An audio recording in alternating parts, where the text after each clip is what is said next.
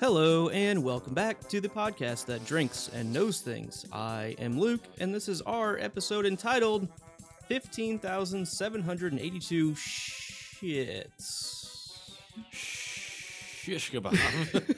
Shaka Khans. That was steps. That was steps. So we are recording here on March 11th, 2019, Season 7, Episode 5 of Game of Thrones called Eastwatch. Listen to the Drinks and Knows podcast on Radio Public. It's free, easy to use, and helps listeners like you find and support shows like ours. When you listen to our show on Radio Public's Android or iOS app, everyone benefits. I am joined in studio with Glenn of House Dog. Howdy. What you drinking there, bud? I have a Dublin wine, Black River Red. That's not what it is. It's a wine. It's a wine you can get from a 1-gallon jug. Right. We are joined Cooler if you did. via satellite. Ben, Slivehouse McLean, welcome back. Welcome to John's Taxidermy. You snuff them, we stuff them. How's it going? What you drinking? Oh, someone's got the audio going. Somebody got YouTube up. Yep. Is that me? It's probably me. Right. Got the news going. It could have The weather is on. But I'm drinking some Guinness Extra Stout. I'm Extra I'm a Stout. fan of this, so That's good stuff. Cool. That's good stuff right there. it is. I like it way better than the Guinness Draft. or Yeah, whatever. it's a good beer. I like both, but I can definitely see your preference on that, knowing the beers that you like. So, Yep. Abby, Gertie of House Condescension, welcome back. How are you feeling, Hey. and what are you drinking? Yeah, I'm not on mute. I'm here, real life. I'm drinking Dublin, Black River Red. Whoop whoop. Whoop whoop.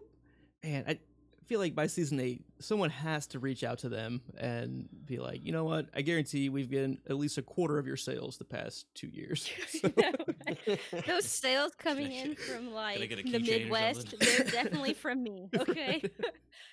Somebody from California is ordering it. It's from me. I want a cut, please. And we are joined by a good friend of the show, special guest Amanda Demuth, Crow Food's daughter. Welcome back. Hey guys, thanks for having me back. Heck It's great yeah. to be here. You actually get to drink this time, I heard. Is that true? That is a true story. I work weekends, so I can't drink whenever I'm on a live stream. And since we're doing this on a Monday, I am drinking Jameson and Coke. Yum. Perfect. Nice. Yes. Perfect for the month that we are in as well. I So think that's Yeah. my second favorite drink. It's better than a Jack and Coke, friends. It really is. I think Yeah, so. I like it. That's or way just better. Jameson So good. straight. Sometimes I can respect it. I don't like it. you don't like personally, but Jameson. I don't like whiskey at all. So Get out. We Go all home. make choices. This show and all of our shows at thepodcastthat.com are produced with the love and support of our wonderful Imaginary Legion patrons. Learn more about our reward tiers at patreon.com/stayimaginary. Amanda, what have you been up to? Where can people find you, and what are your most recent projects been like? So right now I have my YouTube channel. You can find my stuff there. I have a YouTube channel called The Disputed Lands.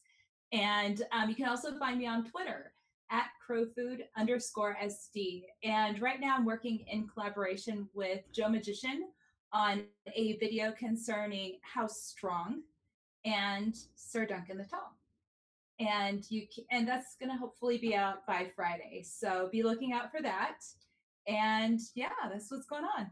Heck yeah. It's a good crew right there. Talk about good topics for sure. Drunk and Egg. Big fan. That's right.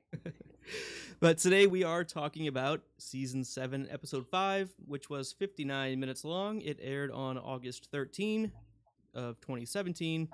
Was directed by Matt Shockman, written by Dave Hill. Oh, Glenn, what was that episode description? Yeah, so thank you. No, thank you. Anyways, Daenerys offers a choice. Arya grows suspicious. Tyrion answers a good question. Does he? We'll see. We'll find out. Stay tuned. So let's check out the opening credits. Benj, where all did we go? yeah, so we have Peter Dinklage with the lead actor again, King's Landing, Dragonstone, Winterfell, Wall, Eastwatch, and Old Town. No one Eastwatch for really the first knew. They time. didn't go back to Pike though. Eastwatch for the first time. I had to add that one in there. Oh yeah. Oh, Yep. I didn't notice that they had gone there. I kind of sped through. I as fast as know. That's why I double checked you. It's like, I'm pretty sure Eastwatch is in this one because I remember being super excited about it. And it looks pretty cool. Yeah, it's a new place. It's a new place, and that's a good thing. But let's go to our first overall area, Blackwater Rush, on the Rose Road, where we have Jaime, Bronn, Tyrion, Dany, Randall, and Dickon. Benj. Bronn pulls Jaime out of the water and questions his sanity. Tyrion strolls through the field of fire. Dany confronts her enemy's soldiers, and all but two bend the knee. She leaves Horn Hill without a lord. Yeah, so there's a lot going on in the scene. I know the one thing that I want to point out real quick is when Tyrion's walking up. I'm sure we'll come right back to Bronn and Jaime, but I noticed he walks past a bunch of ashy Larrys laying all over the ground. I didn't know if anyone else noticed the ashy Larrys laying around. Ashy Larry. We don't have A lot of Terry folds laying around. Bunch of Terry folds. But Abby, why don't you kick us off on some of your thoughts on this collection of scenes?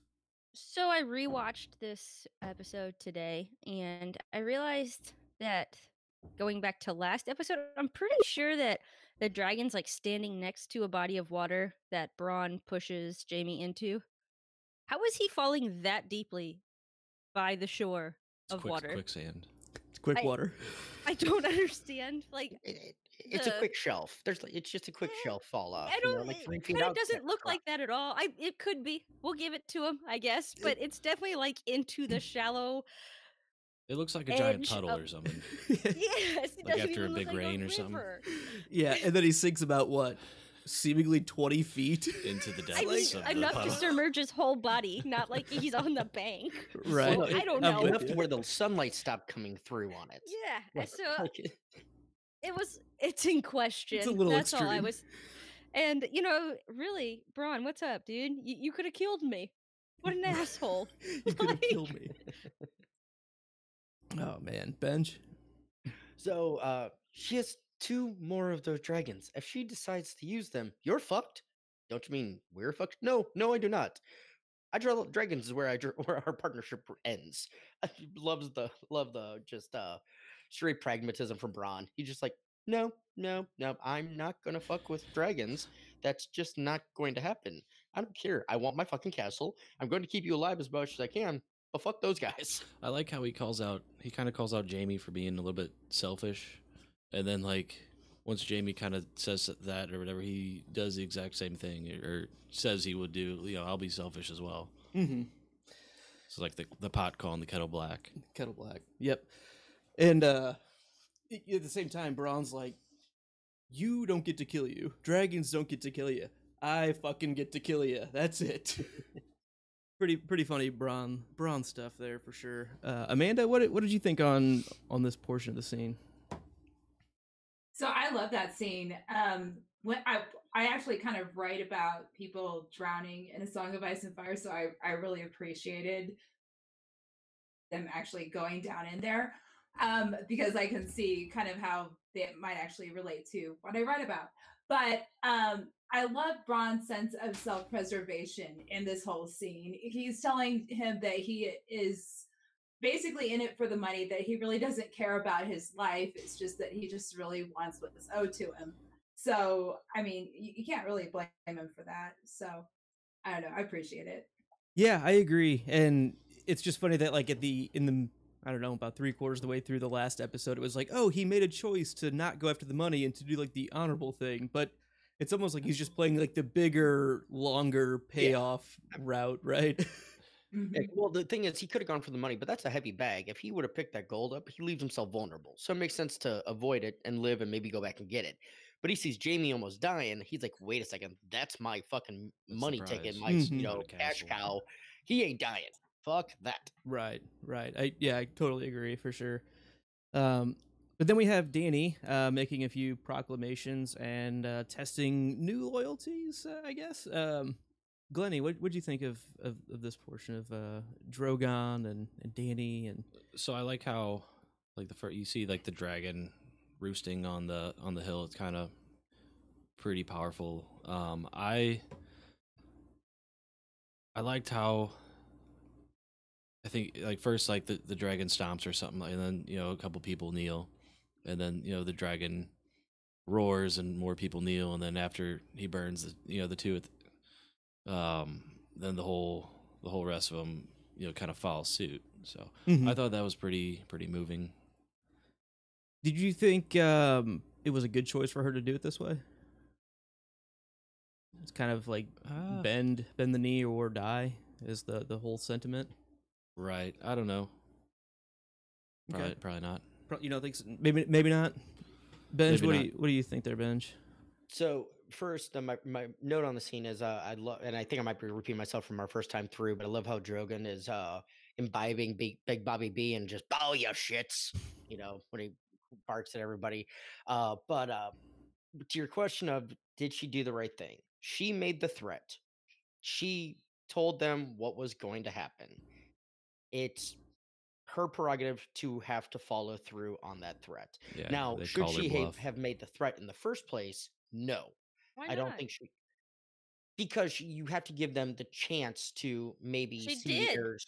No, but not within 10 fucking seconds. I just burned this let it- like whole Tyr- like- fucking like troop Tyrion of said- people you're with. Yes, but like Tyrion said, let him sit in a cell for Yeah. some time. Let Dickon sit in the cell and Yeah. realize, Randall was gonna die. That was, that was gonna happen. There was no chance in that one.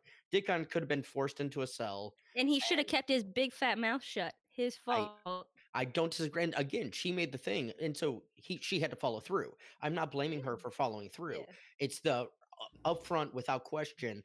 Either you bow or you're dead, or you're, it's one of those. There's diplomacy that still needs to be that still needs to be. Let's see what Amanda has to say about the not much of an offer being made, or is it a good approach? Well, I mean, there's not a whole lot of approaches that you can take. I mean, what options does she have for those people? She's either going to make them prisoners of war, or she's going to give them an ultimatum. And she made her decision, whether it's the right one or the wrong one. Whether we're probably never going to be put in that position. So, I can't say whether I would do that or not. But I totally agree with you. She said she was going to do it, and she has to be a woman of her word. So if she makes her threats, she needs to make people understand that her threats are not empty threats. So I agree. After she did that, she needed to follow through. So, it is what it is. I feel bad for Dickon because he just decided he wanted to go out with his dad. But, she only had to burn 2 people. So. Yeah, and that's, I think, a big part of kind of the takeaway I get from it is if we look at, like, Jon, when he was trying to get, like, the wildlings on his side, he was like, I can't feed you. You're either going to, like, live here and basically die starving to death because we can't afford to pay for anything. We don't have any money or food. And so Dany literally just burned all of the food so that Cersei couldn't have it. So it's kind of like a no one has it now. And guess what? I'm not going to have a bunch of prisoners who are of no loyalty to me and keep them alive for no reason. They can swear their loyalty to me and have it actually be a beneficial swing as opposed to just more empty mouths to feed. And I think that's certainly a part of it. I'm not saying it's a great political move. There's, as we had in our chat on Thursday night with Abby, there's bad optics involved for, hey, wow, you're coming in and just burning lords. Like, maybe not great for the publicity, but yeah, there's no empty threat. She gave them a choice. They made their choice, and I'm happy that she followed through the way that she did. I am too. I agree with her following through on it. It's, like I said, possibly could have taken some time to consider the threat, though. That's all. Glenn, rebuttal? Yeah, I think she basically made a choice, and they called her bluff on it, and she had to call their bluff on their bluff. And then they were bluffing each other. They were just bluffing at each other, and bluffing ain't easy. So, yeah. What'd you think of Abby? What'd you think of Tyrion's interaction here, trying to convince her not to do it this way? Did you take anything else out on rewatches now? I honestly took it as Sansa, like when Sansa questions Jon in front of the men. Here's Tyrion questioning her in front of the men. I'm really, really biased to she said it was gonna happen, so it had to happen. And I get that there's other things. Um, it kind of goes into later on Tyrion and Varys talking about it, but I feel like if you're going to have justice or like you're being sentenced to die, right? Being flayed, that's not just die. That's torture. But I know this cat's crazy tonight. She keeps playing with the arm of my microphone, so if you hear like some craziness, sorry. But these Dickon and Randall, they weren't like burned like they were talking about, where their hair's catching on fire and their screams. These people were incinerated like quickly. I counted it this time. It was like 3 seconds, and there was nothing. Ashy Larry's. So it's That's the end of the there's suit. That's nothing. the end of the suit. I don't find it like super, I guess, inhumane. I don't know. You're burning people alive. It's pretty crazy. Oh But yeah, no, what's the this honestly is like the best death possible. I mean, even if she's just hanging them or beheading them, I guess beheading's probably Yeah, the it might be. quickest, maybe, as long as you have somebody that Right. can actually do it. I say there's still Yeah. blood in your head. They always talk about how the eyes were still twitching and moving around after your heads That- got cut off. So I don't your know. brain's, There's you none know, of that here. instant It's not the instant same as being vaporization. set on fire as what I witnessed here. So I don't know. You know, but a vaporization, I'll take vaporization. Did keep use me the alive. Clarion. Liquidated. You shall be liquidated. Like the furniture store. Oh man. Amanda, do you have any thoughts on either Randall or Dickon or Tyrion here to kind of round out the scene? So that mention of the furniture store was hilarious. You shall be liquidated. That was amazing. No, Tyrion, he's great because he is a source of just wonderful, wisdom and knowledge, and kind of bringing Daenerys down to earth and leveling with her. But she basically put herself in a corner, and she didn't have any options. And I totally agree that he was questioning her in front of everyone, which is not something that you do. It's not even something that you do in real life. Like if you're going to talk to somebody, you're going to bring them off to the side. And he was questioning her in front of everyone, and she had to. I mean, there's really no other options. So Yeah, I do like He was that. also questioning Tyrion as well. Who was Randall. Randall. Yeah, and he was like, "You killed your You own killed your father. papa. You killed your daddy. That ain't cool, man." Yeah.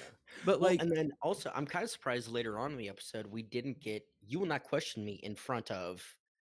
She gave that to Jorah and Barristan early on, but she doesn't do it to Tyrion, where he's kind of. but she didn't Go ahead. choose them to be Hand of the King, Hand of the Queen. She literally chose Tyrion for that position. This is exactly what doing he his wants her job. to do. It's a lot like Davos and Stannis.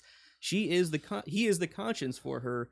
She needs to at least hear that, and she respects his opinion. She's already made her choice and isn't going to pull back on it, but I think she does value his approach and his opinion on it.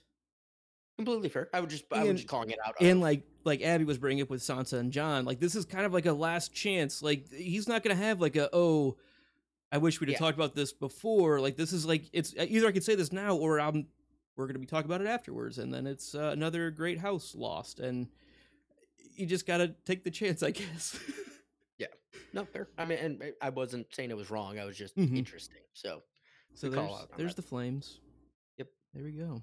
And Tyrion looking Terry folded. Prolonged. So let's go ahead and roll up to King's Landing. We'll just take a Jojen canoe the rest of the way up the Blackwater Rush, I think. And we're gonna talk about Jaime and Cersei. Bench, what happened? So Jaime lets Cersei in on the deets about the dragon and their idiot son's death. I'll kind of start with mine really quick. He just basically calls her out of saying, "Yeah, Elena is, I believe her because Tommen was easier to control. Joffrey, who would be easier, Tommen or Joffrey? So I'm sorry." And the way Cersei took it was Jaime saying that Tommen or Joffrey was a cunt, which he was, but he was meaning he spun it around well to where he's like, wait, I meant Tommen was easier to handle than Joffrey.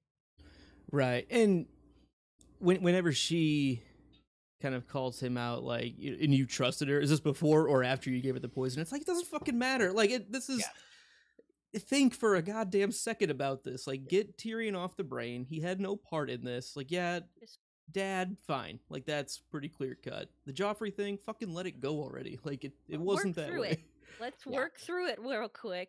Oh yeah, it really was her. Shoot, you were wrong. Darn. Yeah. An ass. So, Abby, what else did you pull from this scene here? Just the Jaime's, we can't. This is a war we cannot win. I mean, I feel like we're episode 5 of 7, right? Yes. Jaime's gonna have some hard choices to be making soon. Okay, what kind of choices? Well, like where is he going to fight? When does he leave this psycho woman? Where do his true loyalty? Well, if he was smart, he wouldn't fight because he can't. But just saying. Yeah, I mean, I would just get behind a dragon You can real give quick. somebody else a That's hand. just me. Give I'd be somebody a bending hand. real quick. That's the joke we're going with, Glenn. Give somebody a hand. That's... Oh, golden hand. Amanda, what did you think of Jaime and Cersei's interaction here? It was interesting. I'm so glad that Cersei finally got to learn that Tyrion was not part of the plot to kill Joffrey. And I knew that she was never going to accept that right away, but it just makes sense. And Jaime put it the only way that he could. What do you think she would wanted Joffrey to be?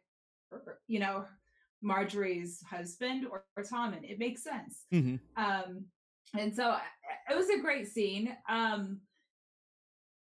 It like foreshadows what's going to happen because we see Jaime talking to Cersei about possibly coming to terms with Daenerys.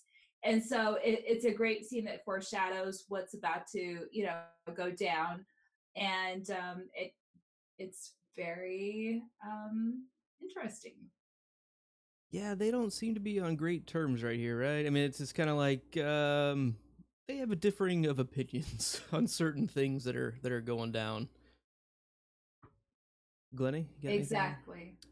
And Jaime is talking to Cersei about, making terms with them and trying to sue for peace. And Cersei's the one that is, talking about the worst case scenario and telling Jaime that he killed Daenerys' father, and she's making it into the worst situation possible. But it's great in that it foreshadows what's about to come, which I appreciate. Glennie? Yeah, so Jaime is more like on real world. Cersei is more like on road rules. In that, I think he's just a realist. Whereas Cersei's like, we gotta accomplish this, and this, and we gotta do all this shit. We're gonna get these sell swords, and they're gonna fight for us. We're gonna pay them. Yeah, exactly. And then we need alliances. But what happens during the real world road rules challenge? That's what we're That's what we're finding out. What's happening? Spoilers. Oh man, are they all gonna get Toyota Celicas? 2001 Toyota Celicas. It's like RAV4s now, has to be. Celicas. Yeah, and so this is the whole scene where Cersei's like, yeah, what are we gonna sue for peace? Like, if we have to choose between fighting and living or giving up and dying, or either way we die, like what's the point? I know which one I'm choosing. And that may actually be later on. That I think that's in this scene though. But it's basically, like, she calls Jaime out, like, a soldier should know what his choice is in that, either fight and die or I guess surrender and die. And I don't know. She is not very nice to him. Not very nice there. No sir. No sir. It's almost as if she's not getting what she wants. She's not nice. She wants BBM, and he's not there. Right. So let's talk about the next scene in King's Landing with Tyrion, Davos, Jaime, and Bronn.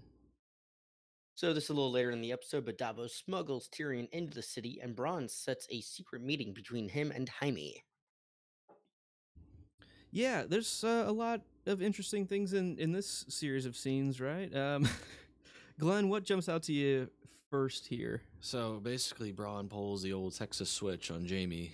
Like he, like convinced, like we're gonna go fight in the, downstairs or whatever. Like he's like, why the fuck are we doing this? This is bullshit. Like You don't want what the anyone fuck? seeing the way you fight right now.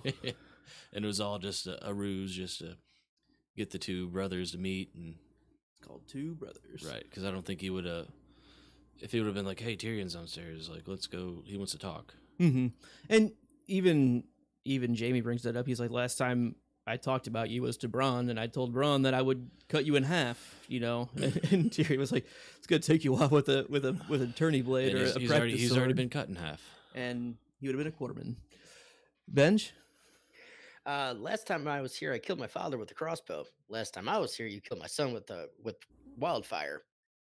Tyrion's getting pretty adept at killing people's family members. Just saying. I did like that interaction between those two because they keep bringing it up. The Blackwater battle and everything, because that's pretty much Davos's only kind of connection to him. But he shows him respect for everything that was done. Because he's like, yeah, you beat us. It was a smart move, and I think he respects the loss kind of thing. Take the loss. Be a good sport about it. Yeah, I mean, he hates and that that's he all we lost want. his sons, obviously, but he hates that he lost his sons. But he's a good sport about, hey, good job, you got us. Yeah, I mean, it was an effective tactic that happened, and it sucked being on that side of it, but they're on the same team now, and I think he very much is kind of straightforward, being like, well, at least he's on our team now, and but I got to make sure he remembers that, yeah, my son was one of the people that got killed, and that ain't cool. But that's where we're at now. I'm not going to hold a grudge. Amanda, what'd you take away from this scene? Yeah, I think that's the first time that Davos probably mentions to Tyrion that his sons died in that battle. And he's probably been saving that to just mention to him, just, off chance. So I don't think that Tyrion actually, thinks about the repercussions of the Battle of Blackwater. Wounds, and there was a huge loss on their side, but you don't always think about the other person's side and what happens to them. And so he sees like a direct, a direct result of that, which is, interesting. And Davos probably wanted to get that off his chest, and it's good that they both kind of understood that. But what I like is what Davos decides to actually do with his time over there in King's Landing, which we haven't actually got to yet. Right, So we will. I did specifically split that up. Yeah, but that's my favorite thing is Davos's little side job. Ulterior Runs over motive. King's Landing. Yes. What What the hell happens are if- we talking about? What happens if somebody steals the boat? Well, then we're fucked. We're fucked. Best hurry. Are we just talking about It's going to the left on the path then, or what? I'm confused because No, we're still talking about the Jamie. He goes and Tyrion. he does his thing, but Davos also goes to do his own thing. Yes. yes. Yeah, because that was like, he runs off, and Tyrion's like, "Where are you going?" He's like, "I gotta go see a man about a horse." Right. Kind of Basically- thing. I got something to It's take like care of they're too. both at the mall or something, and then like, here, you go shop at your place. I'll go I've do got to my go thing. stop and at then, Annie Ann's real and then quick. I was we'll gonna meet pick up for the lunch same or fucking something. place, Luke. Meet at Have the you food smelled those court. pretzels? They smell fucking delicious. And I'm I going to want Hot the Topic, bites. 5 And BBM Funko Pop. Right. Bed Bath and Beyond. But yeah, so So, then we have Jamie and Tyrion meeting down in the cell as well, and it's again kind of like the map. They're like, "Hey, we redressed the sets of the dungeons. Let's make sure we use them again." It's kind of the take that I got. I was like, "Hey, it fits narratively, but they have the set already ready already, so let's just use it again." And Tyrion kind of furthermore tries to defend himself of, yeah, I did kill Tywin, but like he knew that I was innocent, and he basically gives the full thing that we already know of, Tywin killed him because he was a dwarf. And Tyrion said, I don't know which way that actually falls, but Jamie's like, I don't fucking care. Like, what are you doing here? People Who's believe what they 48? want to believe. Same as like, Jamie told Cersei that Olenna was the one that did it. but I still think she believes that Tyrion did it. Same with Tyrion. He just believes that his dad had, the worst intentions, which he might have, but that's just what he's going to believe till the day he dies, and that's it. Mm-hmm. And then they're going to listen to Story of the Year. And Abby, what did you take away from this conversation? IDK. I don't know. Not sure. I mean, Jamie was pretty angry. He was real angry, and So they angry. talked a little bit. I mean, I don't know. Pretty cool. I honestly think he's more angry about him coming back with Dany. Like he's pissed off about the Tywin thing. He's pissed off about him Tyrion killing Tywin and all that. But I think he's also pissed off that you're going against the family. And as much as he doesn't want, he understands it. He still, probably feels a little. Like, Yeah. I do like Tyrion giving Jamie credit of, you had me 3 steps ahead because I was gonna go to Crassley Rock, that I'd get you in the surprise and all. Nope, you guys were gone. It's like shit. He's giving him credit. He's like, fuck. Didn't expect that one. I mean, he could take out Tyrion if he was really angry. He could take him out. This is just like, you've put me in a fucking terrible position, you asshole. Like, now I have to admit that you were here. You really fucked me. Like, I don't even think he's mad about the other stuff. Right, and I think if he would have got wind of Tyrion's down there wanting to meet with you, like he would have came up with a some kind of plan or something. But like as sporadic as this was, like, oh, he's just right there now. What the fuck do I do? Like he has not had time to think about. The only thing he goes back to is he told Bronn that he was going to cut him in half if he saw him again, and he's just kind of like, well, that's kind of out of the question now. That's not gonna happen. That ain't gonna happen. Yeah. So they do talk a little bit, and Jamie's like, what does Dany want? Us to bend the knee? Like, is that really what you're gonna ask? And Tyrion's like, no, not yet. Like, not now, at least. Like, let's put that on the back burner. Let's not forget that conversation's out there, but we got other things we need to talk about. So I think overall pretty well handled by both sides. It makes sense that Jamie is upset as he is, and I think Tyrion plays it cool enough to not get into any deeper water with Jamie, and water joke, fun joke, because Jamie was just drowning. So, yeah. Anything else with that? No, Abby, you were leaning in hard there. I was gonna just sarcastically laugh at your joke, but I decided to be kind and not do it. So it would have been one. You're welcome. It would have been one person at least. But we do have more in King's Landing, and we have Davos, Gendry, Tyrion, and a couple of gold cloaks. Benj, what happened? Golden hams. Davos heads to the Street of Steel to find an old friend about a hammer.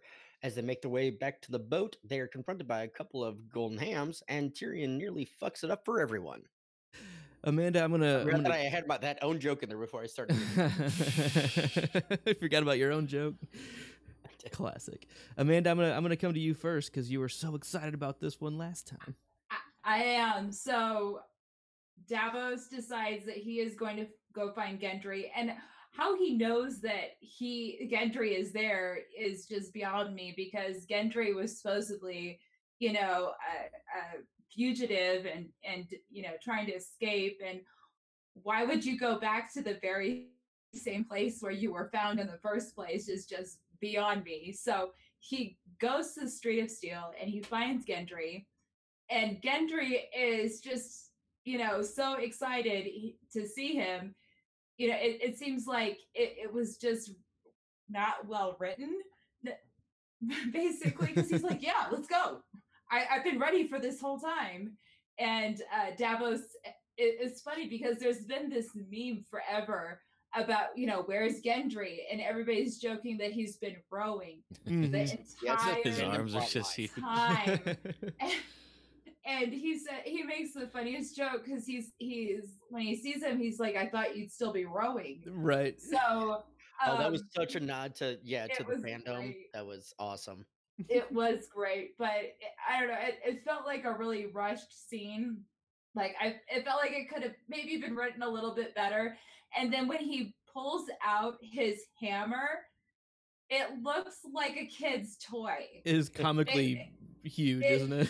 It looks like a kid's toy, and it doesn't even look like the head is actually steel or metal or anything because of how like rounded it is, and it's not. It's Warhammer. It's like a very bizarre Warhammer. Like if I could have been the armorer for Game of Thrones, I would have made a much more badass hammer than that. Like that just looked like a kid's toy to me.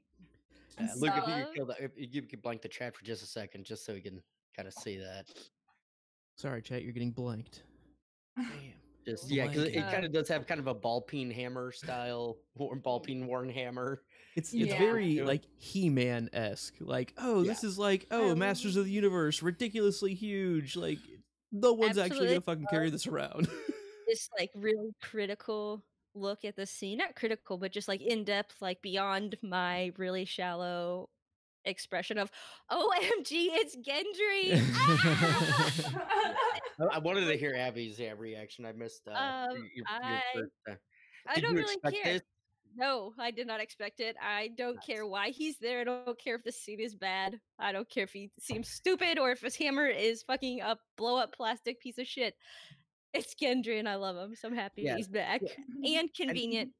He makes weapons. To me, it does actually kind of make sense because it's the same thing Bran pulled.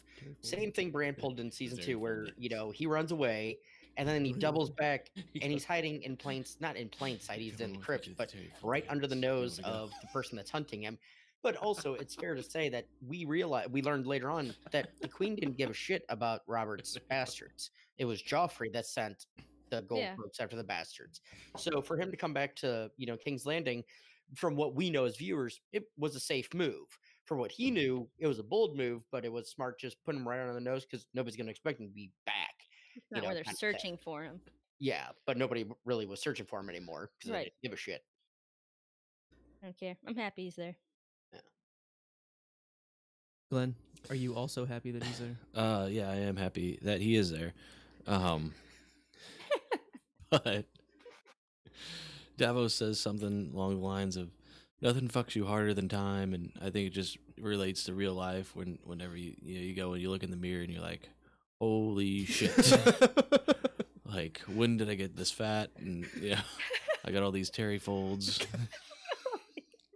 I miss all the Terry fold dances. Anyways, like, I think the thing I don't get is like Gendry just at the drop of a hat just I'm coming with you. All right, yeah. You barely had to say it. You said something? Okay, yeah, I'm coming with you.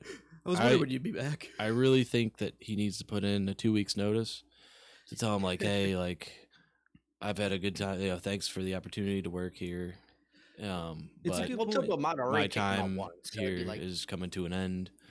You don't want to leave 2 weeks notice on bad terms. I mean, yes, it's your new employer that's showing up and taking you away, but even he's like, hey, it's not a good look if you burn bridges like this every time you change employment. So do the respectful thing. At least give him like a 2-hour notice at this point. Yeah, or let him know. Just no show. That's gonna come and bite him in the ass. Just took a hammer and walked. Yeah, we're missing some of our inventory, and he hasn't shown up for 3 days. Has anyone seen that black-haired boy that used to work here? No. Okay, well, I guess he doesn't work here anymore. He's fired. Yeah. And then you try to call them for a reference, and then they're like, "No, we just stopped showing up." Yeah, that's not. You don't want that. Don't hire that guy. Don't hire. Yeah, Glenn knows. Glenn knows. Don't do what Gendry did, folks. So these two head back to the old rowboat, and more boat jokes ensue. Gendry throws his hammer down into the boat, and a couple of GCs walk up. Abby, what'd you take from this? Did you recognize anyone else in this scene? No. He's right there. Should I have? This Tyrion guy right later here. On? Wait, yeah, I don't know. Take the chat down. What did Benji call him? What did he say about this? This is Golden Ham. This is Golden Ham number 1. That is, I believe, the same actor that played Ned Stark in the Bravos play. Oh, is it? Oh, believe yeah, so. I think you're right. Is that confirmed? I didn't re-look it up, but I remember hearing that, and I could be wrong, but I think it is. Well, as long as you think it I'll is, do some then research that's here. fine. Give Someone in the chat will tell me that I'm All completely right, wrong. yeah, I had no idea. So my thoughts. Oh, so what I really took from it, just like how suave under pressure Davos is. It's like We've he's got been here fermented before, crab. right? What? It's like he's been here before. Like, You got to keep this crab on me at all times. and as he walks up to unveil his cargo, you know, we get like the slight of covering up the weapons. No weapons here, friends. No weapons. I promise. I promise. I mean, and he's just so calm, cool, collected the whole time. And, you know, we see unmistakably Tyrion walk down, and he's still like, we're still cool. Everything is still cool. Everything Look worked over out. here." The plan Yeah. went Luke, to. it is confirmed. Kevin Eldon actually appeared on the show before. Back in season 6, he was Camilla, one of the Bravo's theater actors, performing Bastardized version of the drama Indeed. King's Landing. He played Ned Stark as a buffoon. Yes. What's that call. mean? What's that mean? Did not know that. Very There you go. nice. The more you know. But yeah, And Abby, I agree also- that Davos's suaveness is truly on display as to why he was the most wanted smuggler in all of Westeros. Like this is like an old dusted off skill set that he just has this. It's a kid that gets sent to the principal's office but never actually gets in trouble. Oh yeah. Like, Hi. I don't know. No, I got in trouble. I did not have No, that. I'm saying skill. I didn't. I always got sent. I never got in trouble. Oh, I but- know you are. I'm saying I was the complete opposite. Yeah. Why is his nose bloody? Cause I hit him. Because I punched him in the nose. Yeah, he said he was the strongest kid in 3rd grade, I and remember I that. had to tell him he wasn't. I remember that. Carol. Nope. Dennis Carroll. Nope. No? One of the Carols. Joe One of the Going. Joe Carols. Going. That's right. Joe Jojo. Go Going. go. That's right. Sorry, All Joe right, Going, anyways. if you're out there. If you're I'm listening, sure you're a very nice person. And you got a Oh, great nose. Anyway, we also get a first introduction to a show reference that we have. Yeah, that's true. When Gendry asks, "Well, what are you supposed to call me?" Clovis, I told you. You know, we have to get this crab meat back there, whatever he says. And it's our introduction to Clovis. If anybody follows our show, knows that one of our recurring characters on our podcast is Clovis. Because I think because of the scene. way back when we were talking about this scene and Griffin runs by, he runs into the room and we're like, "Hey, Clovis, what are you doing?" He's had a complex ever since.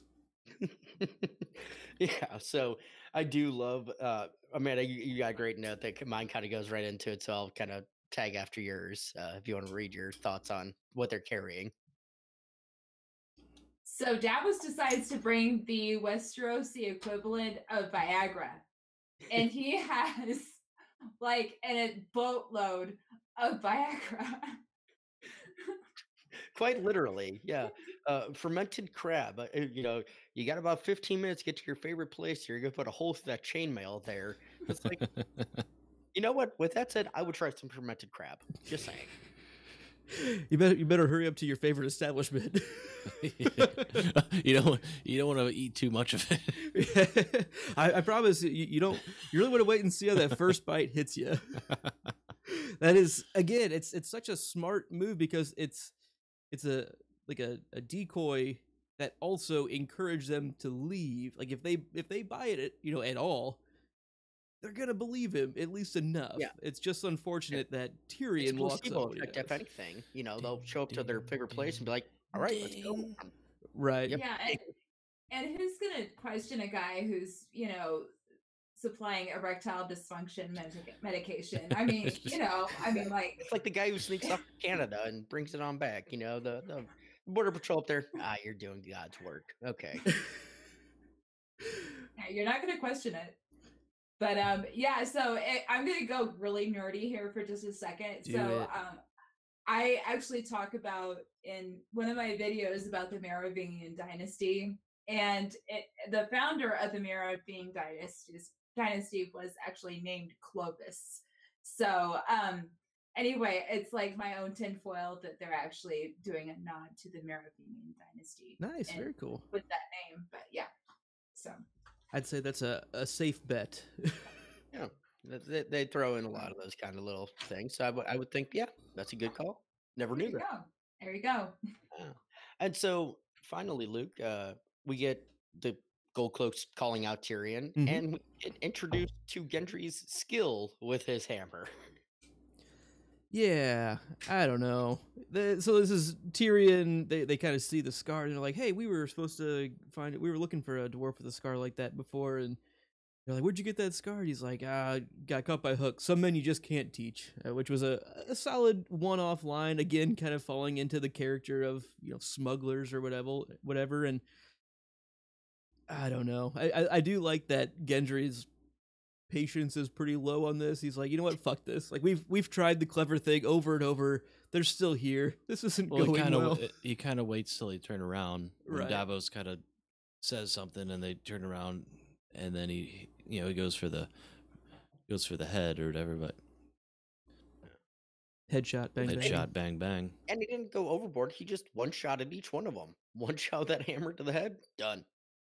Yeah, I think that'd be pretty he's fair. not a killer. He's just He's just killed two guys. Yeah. He's not a killer. He He's just not a killed a couple guys. look at what the Hound would do to I would somebody. kill The to Hound be a would murderer. hack and slash. There's people who enjoy killing. I would know. kill to be a murderer. Oh man, I'd kill to have your skin. Oh man, Abby, what are your thoughts on Hammer Time? I like the pants. Did you bring your parachute pants? Yeah. Oh man, talking about pants. Sorry, this is a little off. So I follow this guy. I watch this YouTube channel by this guy named Sean, and I'm pretty sure it's just Sean if you want to look for it on YouTube, SHAUN. And he's Scottish, and he does a lot of like there's like 4 spellings of Sean you can go by. yeah, but yeah, so that's the way he spells it. And he is like Scottish to American relations type thing. And he's going over in one of his videos like words that are rude or don't mean the same thing in English. And I'm tying this in quickly here because he says, like, right at the end of the video, basically, he always laughs because Americans will say, like, oh, I like your pants.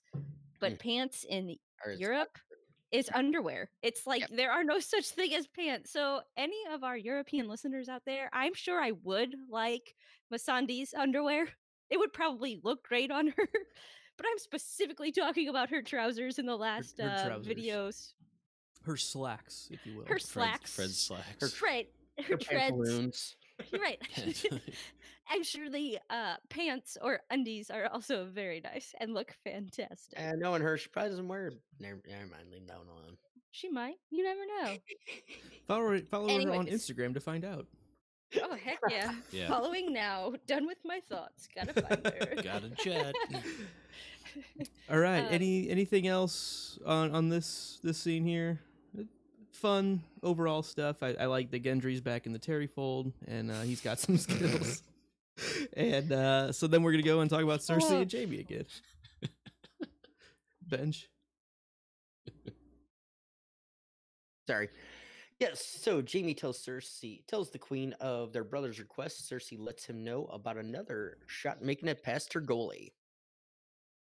Yeah, so I know on Thursday night's first time watcher initial thoughts, I kind of threw Abby off a bit when I said, I know when I first watched this, I don't think I believed at all that Cersei was actually pregnant, and I wanted her thoughts on that. And so you've had a couple more days to mull that over. Have you changed at all? I mean, or you just still see where I'm coming from, but just didn't think about it? I can see it going either way, like, honestly, because when I watched it, I took it just like as it was given. I was like, holy shit, she's pregnant, and reasoned through it because she wanted someone to leave this dynasty to. But then at the same time, Luke's like, when I watched it, I thought she wasn't pregnant. And I thought, holy shit, okay, that could be also. I haven't really given much more of a where do I stand, but yeah, to me, the main reason I felt that way is looking at how their last scene ended, where they're not really seeing eye to eye, and I think she feels that he's pulling away from her, and in her book that can't happen. Like that's something that she has to have control of, and so that's like a last ditch. Well, it sounds like he's pretty much convinced that he doesn't want to fight the dragons or the Dothraki at all. So, like, guess what? Let's use this and at least get some more time out of it to actually make it happen. Or I mean, even if it's not a fake baby, like This is when I'm gonna drop it. right, When it's Save the convenient. relationship with a baby. right, which That's is not really a good smart advice out choice. there. If you're having problems, have a baby. Yeah. So really Never quick, Add I'm a going to human show life my- into it. That'll be a smart way to Non- save it. Yeah. So really quick, because Amanda, you are in the medical field. I'm correct. Yeah. I'm going to drop my completely non-medical, no basis for this, just honestly questioning. Could it be possible somebody of Cersei's age range, not quite old, but in the upper echelon, Yes. going Upper through echelon. the Answer is menopause, yes. She's not that going old. through a menopause change, but could it be misconstrued for a pregnancy because the missing of a period? How old is she? cycle? 40? Nah, Maybe. she's Okay, so she's not that old. She's Not- not yeah, I old. understand. She's like, I think she's actually, at least in the books, I think she's like late 30s. Yeah. She might be in her 40s, but she's not she could have like a premature menopause, and that is a thing. But it's most likely that she's either pregnant or that she's lying, to be perfectly honest. And if she does decide to stop drinking, and if she is an alcoholic and she is very dependent on alcohol, if she decided to play like she was not that she was pregnant and decided to stop drinking for that To sell the lie. like an act, yeah. She could actually develop symptoms that would be like pregnancy, like nausea, vomiting, a lot of things associated with that. So that could actually tie in there. If she decided to just stop drinking, she could develop symptoms. But for the age, at least in the books, it Probably shouldn't very be- unlikely. It shouldn't necessarily be a thing. So Sure. she either is pregnant or she's not. It's Yeah, like there's Nope, completely fair, and Yeah. that's why, and it was just And- kind of like not tinfoil, but kind of just out there. Maybe I could see somebody trying to Yeah. pull some weird shenanigans style thing of she thought she was because she stopped. No. How old And- is she supposed to be? So in the Close to show, like I know probably about she's minimum 36. 40 because a couple like in season 5, she and Jamie were talking about I didn't grow up with Tywin Yeah. for 40 years and learn Right. nothing. Right. Yeah. So taking that So- as canon of her being 40 at that point.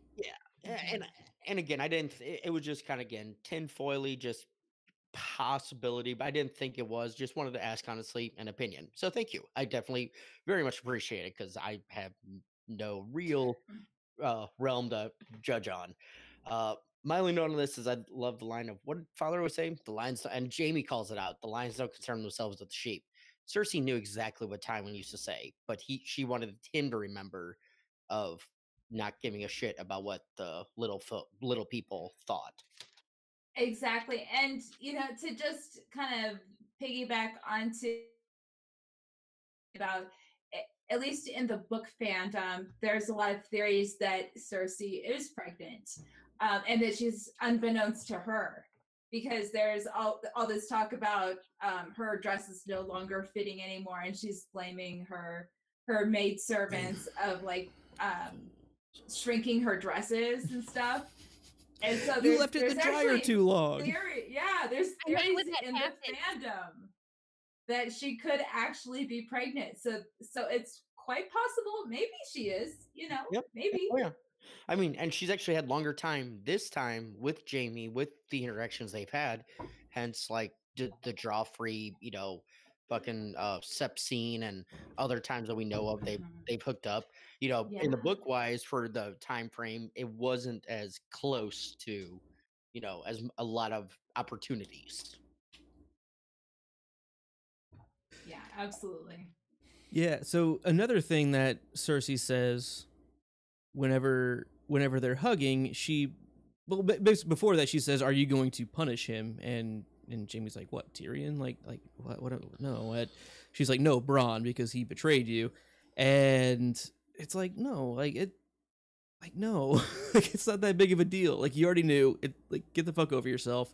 And then she tells him about the baby and all that, and they hug, right? And she whispers in his ear, "Never betray me again." Like, come on, Abby. What do you pull from that? It's just okay. I don't know. She's something. She's something. She is something, and I do Just think that manipulative. line is a part of what leads me to believe that right here she's lying about being pregnant, is because this is like the re-solidifying, like, okay, like, fuck you for like trying to guilt him. You believing that she's not pregnant is based upon the same reasons I believe she is, because of manipulation. But I'm seeing, and I'm not saying either of us are right, but where I'm basing it is because we did see like sex scenes in the last episode or 2 episodes or whatever, and she was like real nice and kind of sweet to him. The manipulation happened back there. Oh shit, I need to get pregnant, and then she does. Whereas you're seeing it as, oh shit, he's pulling away.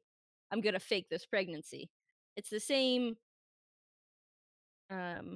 like underhandedness that she's using. But is she, isn't she? I don't know. We can't answer that. Yeah. And you guys I aren't gonna answer it for me. You jerks. Answer what? Yeah. What I like is that he had to ask her, "Is it mine?" Like, that is the telltale sign of a bad relationship, is if you have to ask that question. So to be actually a little fair on that, he says, "Who are you going to say is the father?" And she says, "You," and he's like, "Oh, that's an interesting political choice." Is like the way he takes that, like it fully being out with it, is the way I take it, because that's how I took it too. Because he's been saying for the longest time that the Targaryens married their brother to sister, and he's like, I don't give a shit. For like there is no King Robert in the picture anymore to be a legitimate father to whoever this kid is. So it's like, who are you going to say?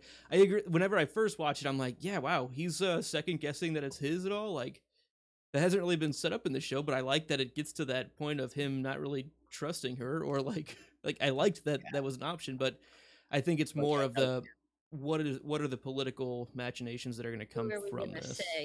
Yeah, right. And look, the one last thing I got from the "Never Betray Me Again" line, she definitely had some Frank Underwood connotations with that. And if anybody watched not Game of Thrones, House of Cards, it very much House of Thrones mirrored his Game of Cards. Thrones.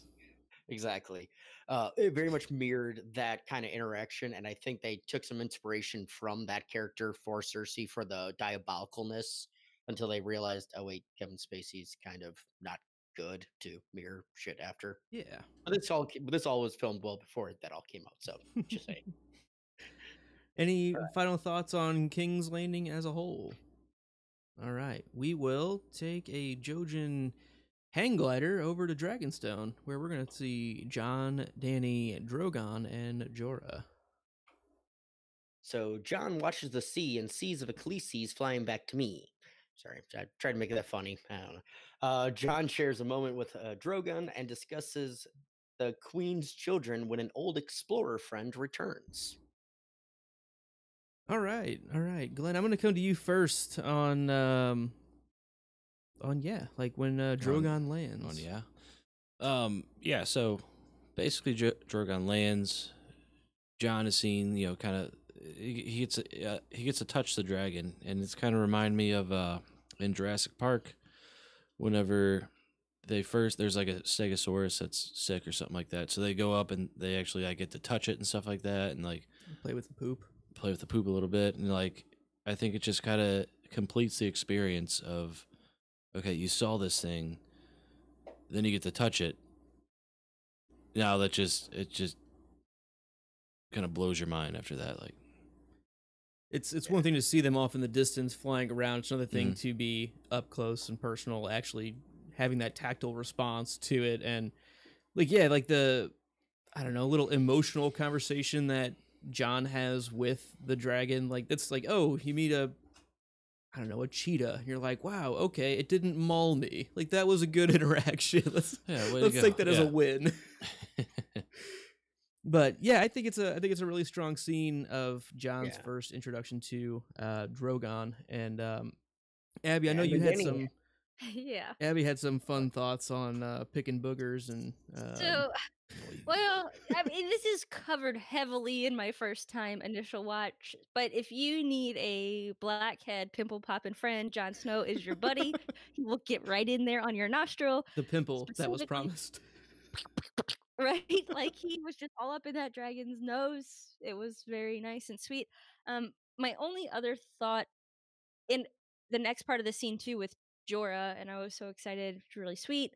My last thought about this is Dany here.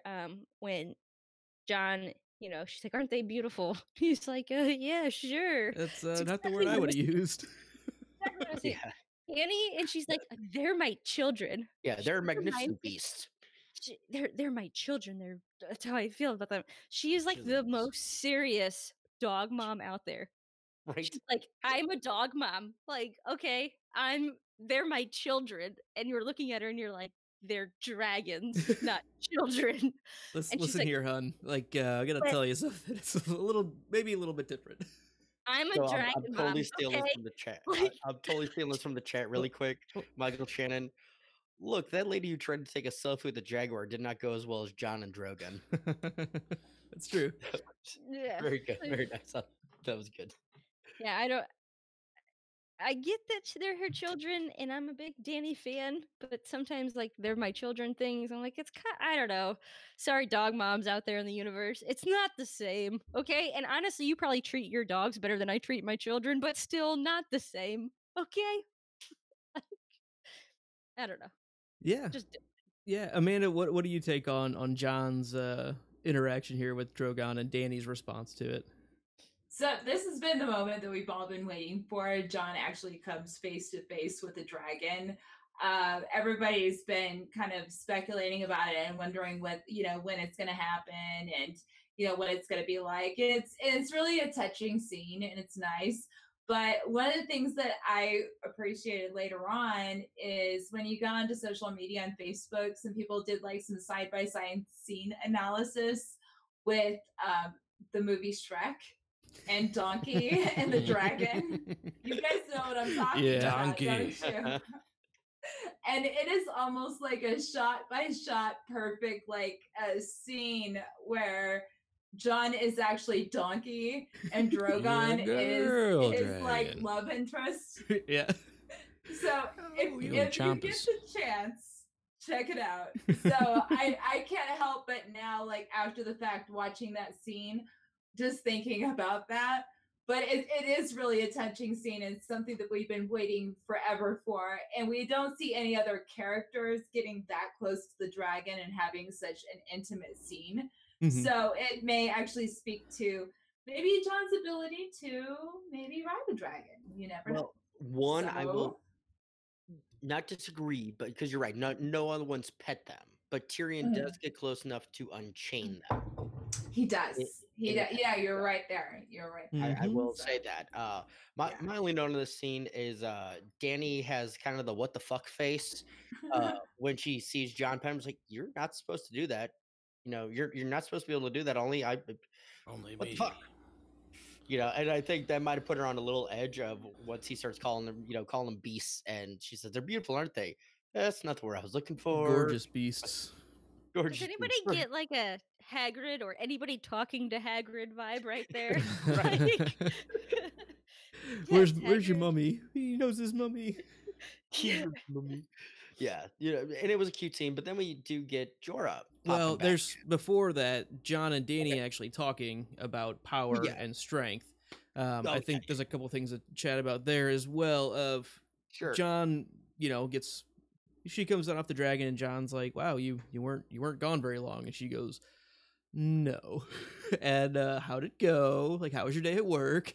I slaughtered a bunch of bad guys. Like, it was cool, and definitely, she calls him out like, you're not sure how you feel about that, and yes, you don't have to ask permission to go to the restroom. You can. Well, thanks. Now everybody knows they have to go, asshole. But Actually, I was about to do the same, so go ahead. but she calls him out like, you're not sure how you feel about that, and he's like, no, I'm not really sure how I feel about that, and she puts it back on him like, well, how many people did you kill to get, Winterfell back? And he's like, thousands. And how is that different from her perspective? It's really not. And I think that was important for her to show him that, you're not the only one that has to kind of wear the sword belt around the house. I'm powerful. I have my own tools, and I'm okay with doing the dirty work myself as well. It's kind of a way for her to show, yes, I actually do have merits, and we're equals. I know not necessarily in her opinion that they're not, because she wants him to bend the knee, but she at least can kind of show some of her fighting credentials that he can kind of relate to a bit. Yeah, and exactly. And he does come back with the line. He's like, "You weren't gone long." And she's like, "No, but I have fewer enemies today than I did yesterday." Mhm. That's a badass line. I gotta give her credit for that one. I was like, okay, yeah. I mean, as much as you've been a bully and everything from time to time, I'll give you credit for that one. That was a good line. That was a good badass line to prove to show him, yeah, don't fuck with me. I will burn your So ass. Joe and I had no, not Joe that I punched in the face in 3rd grade. The Joe that I married. And punch I in the was- face all the time. Yeah, I punched in the face earlier today. We had a meeting this week, and we were in this guy's office, and he had a bunch of Game of Thrones stuff. And my husband, who doesn't ever really shut his mouth, was like, "Hey, you like Game of Thrones? She does a Game of Thrones podcast. She knows everything." And I'm like, "Wait, no, I don't. No, I really don't." And he's like, "Okay, well then explain to me this." And I'm like, "Wait, hold on. You have to know the parameters." He's like, "Why can Tyrion touch a dragon then?" And I'm like, "I don't fucking know." I'm like, "I don't even know what you're talking Your about." load has been denied. No, your kids can't play grade 4 soccer this year. Yeah, sorry. I'm like, "I don't know what you're talking about." He's like, "Well, I mean, if only Danny can touch." I was like, well, I'm pretty sure a whole bunch of people got on her, didn't like they touch him. I'm like, "I don't really know." I'm like, "I have no fucking idea, dude. I don't even know when Tyrion touched it." So, a prediction, maybe Tyrion touches a dragon soon? It was I'm not really down sure. in Marine when he unchained in- Would he them. know? Yeah, Okay, but so technically he does not touch the dragon. He only touches the chain of the dragon. Which is touching the dragon. Inadvertently touch the He dragon. doesn't touch his skin. He doesn't pet When it. He doesn't. they Not all skin get to skin out contact. of the in Marine, when like everybody, That's just Danny that flies off. The only person it's that just ever. Danny that flies off. Well, Okay. actually, okay. Since season 2, the only person that touched a dragon besides Danny is Erie Jon. and Jeekwe Season- used to feed them, at Yes. least. Oh, okay. Well, that was So when they one were of the- babies, but since they They were were just little baby oh, Little Phil says he dragons. does pet it. So okay, if I'm wrong, I'm wrong. I do apologize. His hand Village slipped says he when he was does taking pet the it, chain. so- So hey, yeah, thanks to the guy at Naval Medical yesterday. Maybe he ruined something for me. I don't know. I was just like, I don't think he did. yeah, I'm like, I don't know, man. I'm like, I just drink a lot, okay? But we do have Jorah rolling up as well, and Benj, I know you were just super excited to talk about Jorah, so It was cute. That was kind of all I had. I was just that's all that's what I've been waiting for. Is it's cute. It was cute. It was cute. I mean, it was funny because he did have John kind of being the third wheel in that instance of he's like, oh shit, okay, this is something that I know I shouldn't be here for, but hey, I knew your dad. I served with him, and Jorah even kind of not blew him off, but was like, cool, I'm not here for you right now. I have eyes for her. Let I need me. to talk to her. So, it's kind of one of those, and she not a like, blow off, not a, cool man, but it was just kind of, all right, I Cool, don't give a bro. shit at this moment. I've waited over a year or whatever, it's however long it's been. Let me since get she sent my me. hug. Yeah. Yeah, I thought it was a good scene between the two of them because they've had a rocky road together, if you will, if you'll excuse the culinary reference. Ice cream. Ice cream reference? reference. The confectionery reference, if you will. And it was good because he did literally exactly everything she asked him to. I order you to go and find a cure and then come back to me.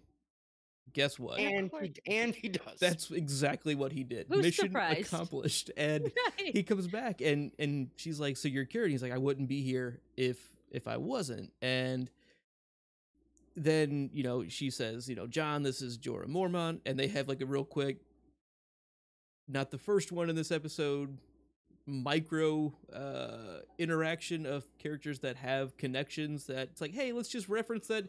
Hey, I know your dad. Yeah, he was a cool guy. End of conversation.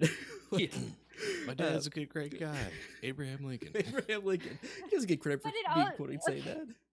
Okay, but with the reference of we're gonna throw out like your dad, I know your dad, so that lets obviously he's Jon Snow, he's also famous in his own right. Like where each other stand, like you automatically have kind of respect, I guess, built in right there from the get-go. Because Right. you know that they know who they each other are, I guess. Yeah, they connected on. I mean, at least they gave each other validity as to who they are, and Danny kind of broached that for them. So that is like Glenn, I know you because of this one specific thing. Like, oh, you know him I'm too. Luke, I and know I him. have At the asthma. Terryfold dance. Yeah, the Terryfold dance. Luke had asthma. It was cool. Yeah, it's just kind of funny that we have these micro interactions between characters that maybe could have been drawn out a little bit more of, like, discussing But we have Mormont a 7 bit. fucking episodes, okay, people? Exactly. We have to That's- move. Right. That's exactly the point that I'm trying to get They to. know each other's dad. Sorry. No, Sorry, no, that's you're just right. I was really just not upsetting. saying that out loud, but I'm glad you did because Yeah. that's what Uh, I'm getting at is It's so certain upsetting, things there's are only rushed a 7. I bit. know your dad. You know my dad. and it's cool. Amanda, what did you take away from Jorah reunion? Well, did you notice the side eye Jorah gave John? Yeah, that one right Whenever there. he saw that. It's like when you're like hanging out with like the new guy that you're interested in with, and you see like some old guy that you used to hang out with, and you're like, oh hi, this is so and so. Like you guys can be friends now. Like it's cool. Like it could just be it's cool. You guys can be friends. I mean, of course, Jorah was never a thing, but he always wanted to be. And it was a very touching scene because Danny was so happy to see him, and I loved Jorah being able to get back to him and having to go through all that he did just to get back to her. So it really shows the amount of devotion that he has toward her and everything. But I just really enjoyed all the side eye Jorah gave John in that scene. Right. Yeah. And I think Jorah It was outrageous. Yeah. He's like, it is known. yeah, like fine. He's good looking. I'm sure he's talented. Like good. And it like comes up all a right. little later too, where it really plays in a bit more than this scene. And but I do agree with you. This is the early signs he gives him the look like, fuck. All right. Yeah. Yeah, and you can tell that Jorah, he seems like more aged than he did in other seasons. Like Yes. it seems like they might have purposely aged him to kind of show everything that he's gone through to try and with the grayscale and everything, that his body's really taken a toll and everything. So I don't know. It was interesting seeing that reunion. It was a great reunion. It was a happy one, but Yeah, and Yeah. thinking back to when he was sent off by her, it was part of the conversation they have, if I'm remembering correct, where Danny was like, yeah, I've kind of done the impossible a few times. I just need you to do the impossible once. And he literally does. Like, this is the second character we've ever heard of, at least in show, that didn't just die from grayscale. And it's much more fatal for adults when getting it as opposed to children. But it's just interesting that he literally fulfills that, impossible task to come back to her. And I think she truly appreciates that because he saw all of the truly incredible and fantastical things that she had done.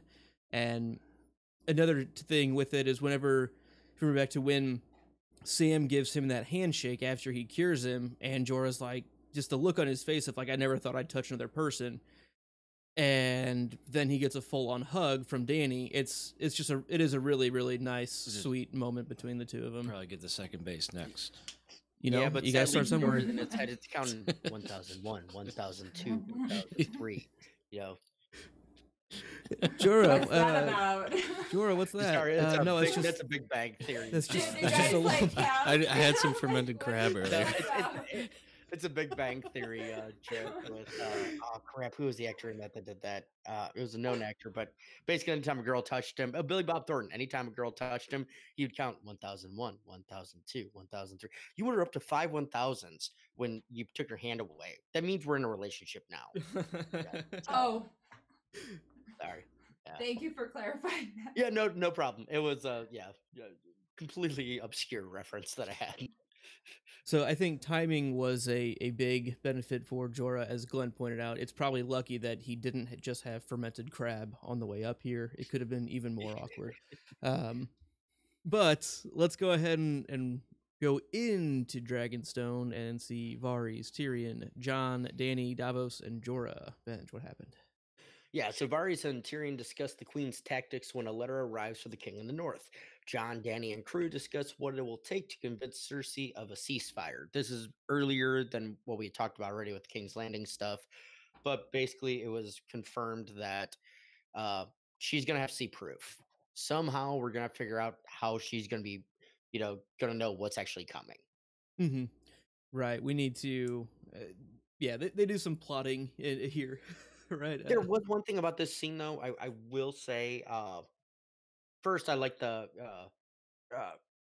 note from Tyrion, or Varys is holding. Tyrion's like, "What's the letter for?" It's a sealed letter to the King in the North. What's it say? Nothing good. Nothing good. And then you get Jon reading it.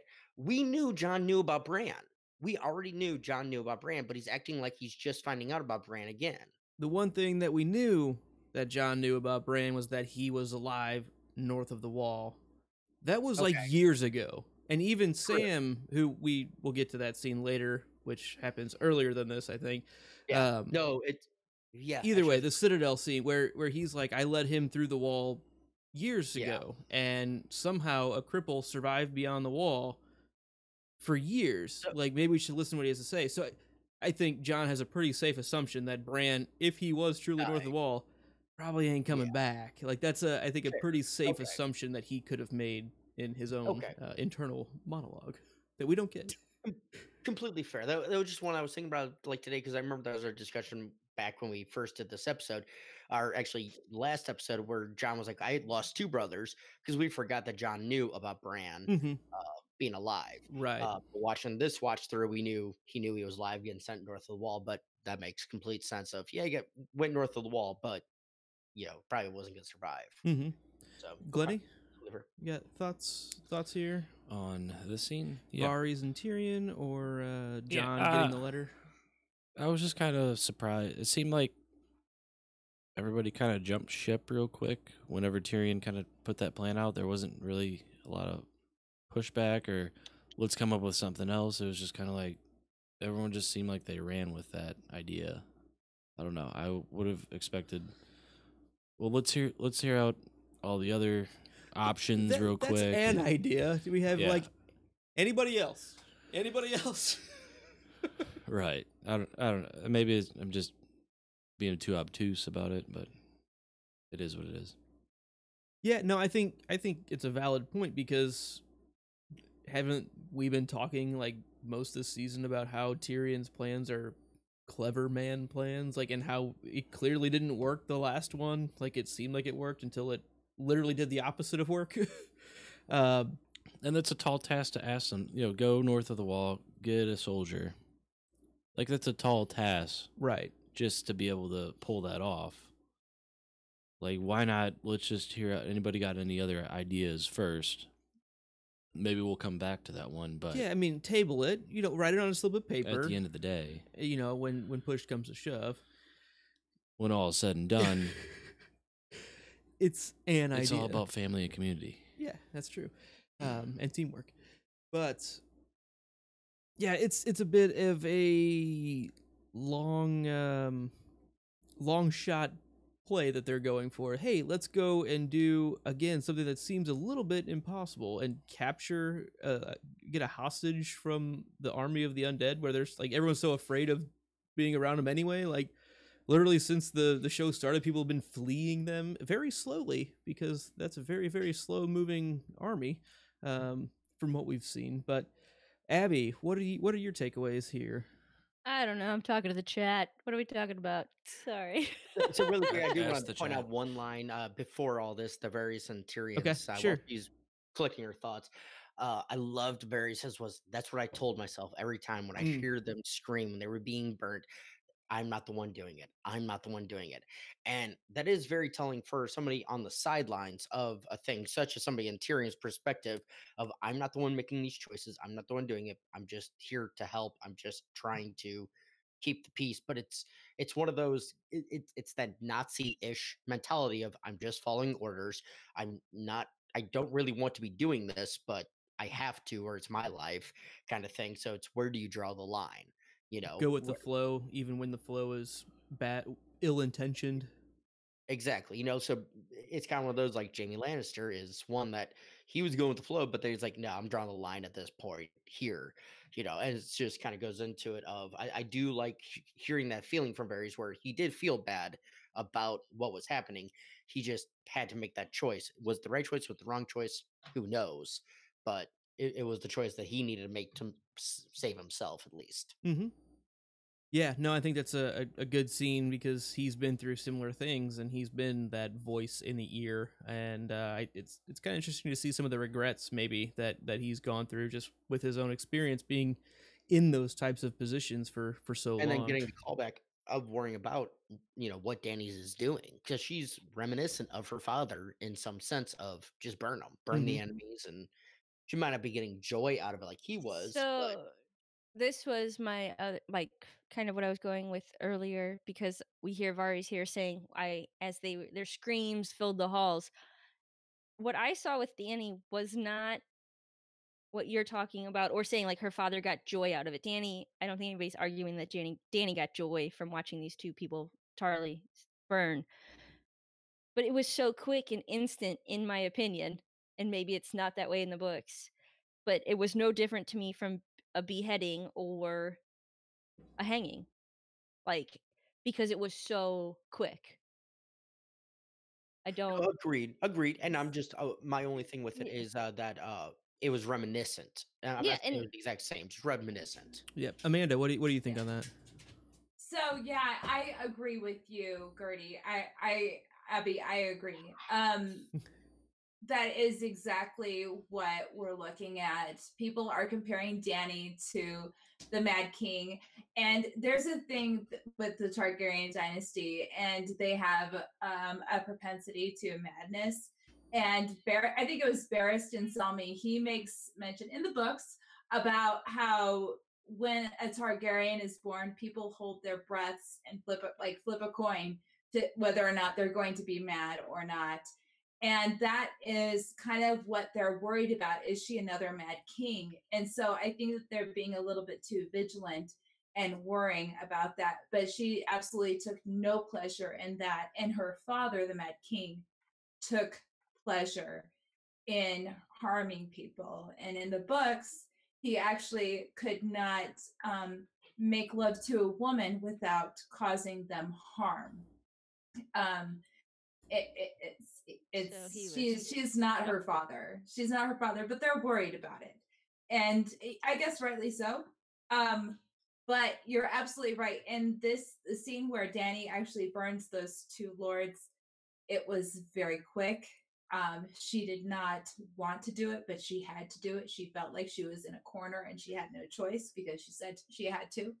So she is not her father's daughter.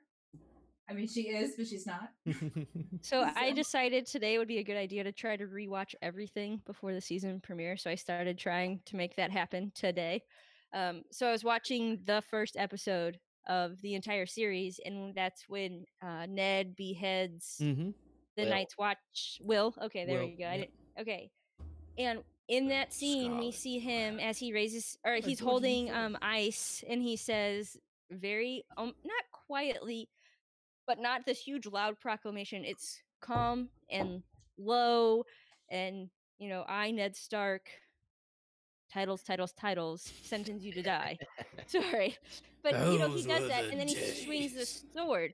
I also found it very similar to the way that she says, I'm Daenerys Targaryen, I don't really know exactly what she says, and I've sentenced you to die, Dracarys. It's not like some huge, like, theatrical performance. It's just very much that thing we respect of her, or not her, but those who give the sentence swing the sword. I guess Mhm. it's not really a sword, but she's standing there proclaiming it, and she definitely is not taking joy. For the record, Is- Abby, some people would consider dragons a sword. More on that from Mythical Astronomy of Ice and Fire. Ooh. Oh, very true. I would have a myth head or a meth head, whatever it was called that one day. Yeah, with Sandry called you. You're gonna fit in with us meth heads. That's meth heads. Yeah. Just wait, you'll become a total meth head. A And I'm meth like, head, okay, yeah. cool. I gotta be a meth head.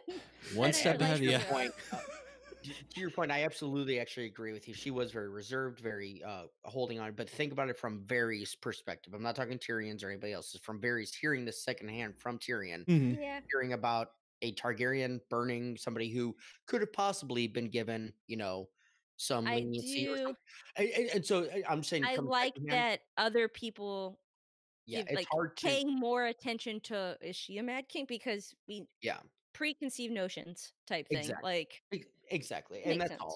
all, and so it makes sense from his perspective to have a little bit of worry and kind of go that mindset. But I think the whole scene was handled very well. They understood where it had to go, but you can understand where it needs to go, but you can still question, is it absolutely the right thing? And you're not wrong for questioning. You're just asking the question. Yeah, so I guess then after this scene, it jumps back to the scene that we've already seen, where Tyrion Yeah. goes down to talk to Bronn and Jaime, and the other split from here is where we're going to now, where Jon and Jorah are going to meet up with Gendry, Dany, Tyrion, and I already said, oh, I guess Davos is who I didn't say. Yeah. So while wrapping up things on the caves, John is introduced to Robert's bastard. The crew gives their goodbyes as they ship off towards the north. Go for it, Bench. Yeah, don't mind me. All I've ever, or actually, I want to make sure I'm not stealing this from anybody. Hi, I'm Gendry. I'm King Robert's bastard son. It's like, dude, I literally just told you don't fucking do that. Remember that one, like literally one conversation, one rule that I was like, hey, maybe let's not fuck things up by And I just told you confusing 30 things. seconds ago. That I just told you 30 seconds ago. Let's, how about, fuck it. But I like Davos's line of, yeah, don't mind me. All I've ever done was live to a ripe old age. It's kind of the old saying of, you hear of bold sellswords and you hear of old sellswords, but you never hear of bold old sellswords. It's kind of the same thing for Davos. He was like, you can be smart and brave, you can be brave and young, or you can be smart and old. But what the fuck do I know? Mm-hmm. All I've done is then, live to a ripe old age. Yeah, and then the next part of that scene where they're saying their goodbyes, Jorah's Well, gonna let's hold gonna on. Let's hold on until Okay. we'll come back to that. That's fine. Glennie, what do you got here for the Clovis Gendry v. Jon introduction? Yeah. So Davos and let's just call him Clovis for now. Ooh, more on that later. They're kind of talking about, Davos basically like, hey, let's stick to the plan. You're Clovis. You're, this is your job. These are your titles. All this, curmudgeon type stuff, and then, and then they get to Jon. Hi, I'm Gendry. Hi, I'm Gendry. Fly, I'm Robert Gendry. Baratheon's bastard son. Yeah, but basically he brings up that, hey, like our dads were good friends. Like we can be good friends, and all I have to say to that is sometimes lightning strikes twice. Lightning's striking again. Take it away, Ab. No, I'm good. So, do you have anything new on this introduction here, Ab? I think that's why I like Gendry so much, because we're just gonna cut straight through the bullshit. Sorry about the microphone bump. I just I love Davos, so I would never, give him crap for the way he does things. I think he's pretty much flawless. But Gendry's just, nope, this is who I am. Sure, I'll go with you. I don't care. And these two together are pretty great. I did mention that their interaction reminded me of, again, the first episode where Ned and Robert meet, and you got fat, and we have here you're a lot leaner, you're a lot shorter. Mhm. So Sure. just a nice little friendship, little jabs. I like friendships that you can jab each other at. Yeah, and I think they both fit each other's father figures, kind of They're their role in that types. friendship, like Yes. just the same that Ned and Robert did. It's a very similar natural feeling to it, which is nice. You got somber John and over the top, happy go lucky Gendry. Let's go fucking swing a hammer, like it's on I like just wanna Donkey get in. Kong right now. Yeah, I want to get in there and fight. Like they're very much their fathers, like, and almost their best qualities too. Like what people really liked about their fathers, has been exhibited in them. Mm-hmm. These With words you could potentially probably some of find. the flaws worked out. Yeah, I mean, maybe we'll see. But, Amanda, you know, the what'd you best. take from these two characters meeting up? I thought it was adorable. It reminds me of like little kids, at least with Gendry. You know, just like assuming that you guys are going to be the bestest friends and just going up to them and be like, "Hi, my name is so and so. Do you want to play?" You know, like it's just I don't know. Davos is giving him like really good advice, like, "Hey, you need to do this. You need to lay low." And Gendry already has it in his mind, like, this is Ned Stark's like bastard son. Well, I'm Robert Baratheon's bastard son. We are best friends. This is happening. This is happening. This is fate. You know. So Did we just become best friends? Yep. Yep. yes. Yeah. So I loved it, and I thought it was adorable, and I wouldn't have written that scene any different. Like it was cute.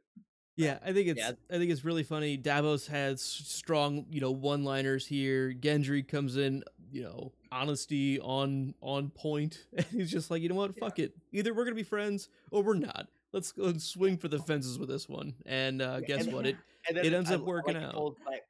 I like how he pulls back again. Can you handle a sword? Well, I don't really use a sword, but It's I like, can oh, use that's hammer. a problem. Yeah, I I'm prefer a hammer. And I was like, he can handle himself. He can handle himself. But one thing I do want to point out that Glenn had mentioned of Gendry's like, he was saying, "Oh, you're Clovis, blah blah." Davos actually does introduce him as Gendry himself. He just doesn't go on to expound of this is King Robert's bastard. Gendry. He does actually introduce him. No, as he doesn't. Gendry. He's starting to say Clovis. Yes, He's starting to say Clovis. He starts saying Clovis. No, Nope. Benji, you are incorrect. No. Okay, listen, Linda. Listen, Linda, listen. Linda, listen. I subtitled it. Okay. This is Gendry, and Gendry goes, "I'm No. King Robert's In bastard." the subtitles, it literally has a CL, and And Gendry cuts him off. He starts to say Clovis, and Alright, Gendry alright. corrects him. You can see it on the screen. Hold on. Can you We hide the take chat. up Let me hide the chat. Okay. All right. If I'm incorrect, then I apologize. Right there at the very I thought- bottom. This is That's hard to say. Yeah. Let's see. True Hold on. Here we story. All right. I apologize. On the second time through today, I thought I caught that where he did introduce himself, introduce him as Gendry, and then Gendry's like, "Hey, I'm King Robert's bastard," and like cut him off after that. But I apologize. So fine. Glenn, Amanda, you're correct. I own it. I'll admit it. I misheard it. This was the thwomp of the. This was this week's thwomp, as ODTA puts it. And that's fair. I was also watching today at like 3 times speed just to get the pictures because I'm like, fuck it, I gotta get the pictures in. So the thwomp of the week. That's funny. But that's fair. Yeah, then kind of the crew starts heading out and they start packing the boat. And we've already it's all in the same set of scenes, right, Benj? And so it's all go it's for all it. together. Yeah, so my note on this one, it's a little bit later on because we first get Tyrion saying his goodbye to Jorah, give him the coin back that Macro, the fucking slaver gave Tyrion and Jorah, saying this is gonna last you the rest of your life. Tyrion gives that to Jorah, but then Jorah's saying his goodbye to Dany, and then he's like, Khaleesi, and he looks over, sees Jon, he's like, I know my place. I'm good. He's finally learning this isn't gonna happen. I'm cool being this guy. I already see what you don't see yourself, And he like looks over to Jon and is like, I'm out. Cool. It was like it was nice to see that Jorah, is growing in his older age. It was like, you know what? He's not gonna be jealous. He's not gonna be anything. He's just there to serve. Yeah, I think so. Amanda, you got anything here? So what do you guys think about that coin? Anything? It's interesting that he gives it to him and says, "Bring it back." It's a nice sentimental touch, but So there is this like really cliche and quintessential thing in cinema where somebody gives somebody something that's metal and really small, usually a coin. They're like, "Oh, hey, hold on to this," and then like later on, like later on, it saves their life. Yeah, I Are you guys getting those vibes? Not until you said something, but now that you say something, I'm gonna be waiting for it. Yeah, I got those vibes. I wasn't thinking about it, but it's certainly a good point, and it is very cliche. And the show has tended to do a few cliche things here and there, almost as like a nod to other film and cinema writers. Of like, hey, we're in with the in crowd kind of thing. Yeah. I got heavy vibes of that when he gave him that coin. Like, oh, here, I had this coin, but I want you to have this coin. And yeah, it ends up meaning more than just the sentimental value because of a practical reason. Exactly. MacGyver uses it to unlock the door. Be looking out for that coin for later on. Yeah.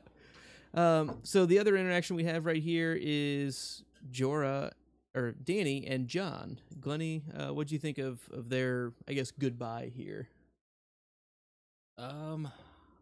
I can't remember this one at all. So he's basically saying, the King of the North will be out of your hair, and she's like, I've grown used to him. Is kind of the crux of their conversation. And did you get any extra vibes with it?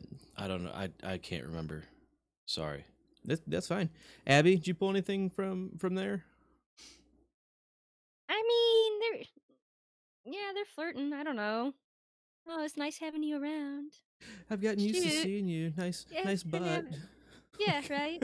Your dark curly hair. It's been great. Don't die. I'm gonna miss staring at your good heart. Yeah, I'm just staring at your really good heart. But yeah, no, I mean, I don't know. They're leaving, I guess. This doesn't really seem like the greatest of plans, but okay, we're going with it. I mean, what else do they? Well, no, honestly, what they do have is Danny could just say, you know what, fuck it, I'm going to go north and let Cersei take back whatever she wants. And because I had 3 fucking dragons, and I'll just deal with it later. Exactly, she could just easily do that. This is more to prove to Danny that these are real, as much as it is to prove to Cersei that it's real. Danny, who's riding on dragons, how could living dead men be possible as she's riding on a dragon? Please. We all have our threshold for belief, Abby, and dragons are at one rung. Dead animated people, it's a different rung for Danny, apparently. What about, like the raven sent by the 3-eyed raven? Does that mean nothing to her? I don't know. That's just getting an email. That wasn't anything new. It was just spam. Do you want to become the 3-eyed raven? Click here and donate to this Algerian prince. She has unsubscribed at this point. This Milanese prince. Right. Oh, man. So anything else on these goodbyes, into the boat and off? All right. Real quick promo, check out TeePublic. We have a store there where you can get shirts like our Lumber Like an Umber. So check out the one. Or like the one that Benji's wearing, which his camera's very low. The Podcast That Must Not Be Named shirts are on there as well. So check that out at thepodcastthat.com/support us. And I also want to give a shout out to a friend of the show who hooked us all up with some awesome blankets. Benj, you want to talk about that a little bit? Yes, Nancy T. Thank you so much. She messaged me, got a hold of us. She's local here, so I was able to meet her and pick up blankets for everybody on the show. Myself, Glenn, Luke, and Abby. And Abby, I'm holding onto yours so when you come into town. But if you see behind me, this is the blanket here. She gives them out to people in the community that she feels are worthy, and we thank you so much for thinking that we're worthy of them. Not sure how we fooled you to this point, but right? But they are very soft and comfy, so thank you again, Nancy. It really does mean a lot to me, especially. I mean, I know it means a lot to everybody, but it meant a lot to me that you got a hold of me for that. So thank you. They are incredibly comfy and cozy. Like, that is a heavy blanket right there. Right. Yeah. Keep you warm. And she's from the area, so she knows how She fucking cold it knows. is here. That's awesome. It can get cold. Yeah.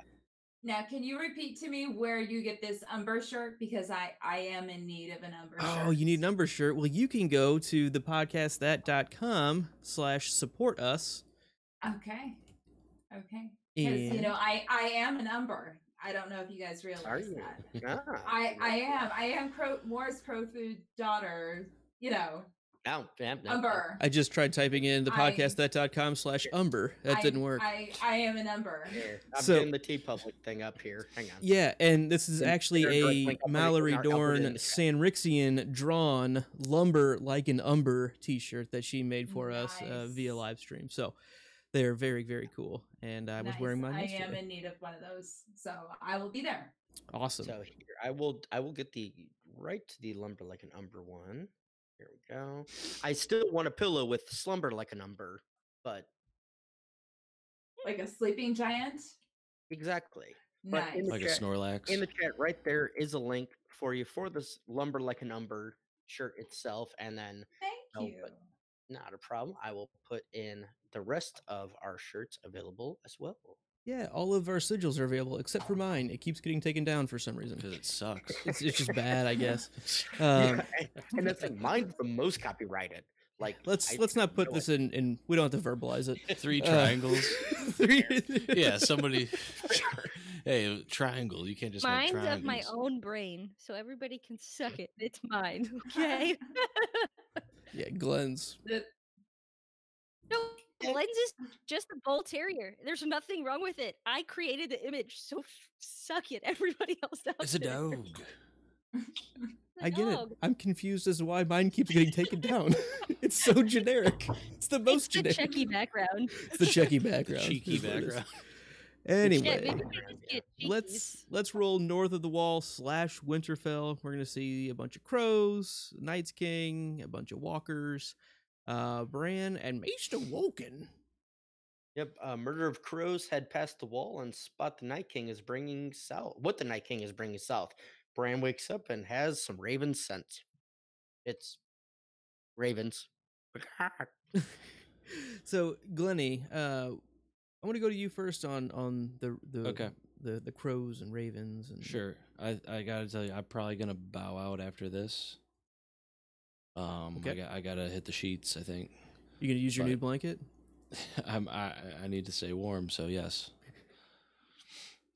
So what was the question? So the warged ravens or crows. Yeah.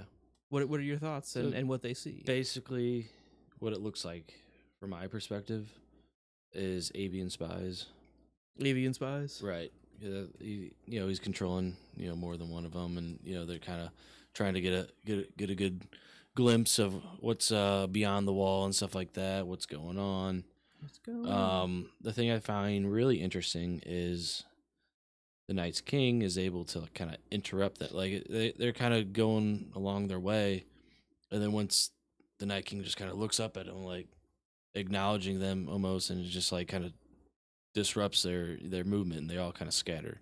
Right. Leaving behind that most horrible noise on the face of the earth. The birds themselves. Is that what you're referring to? Yes.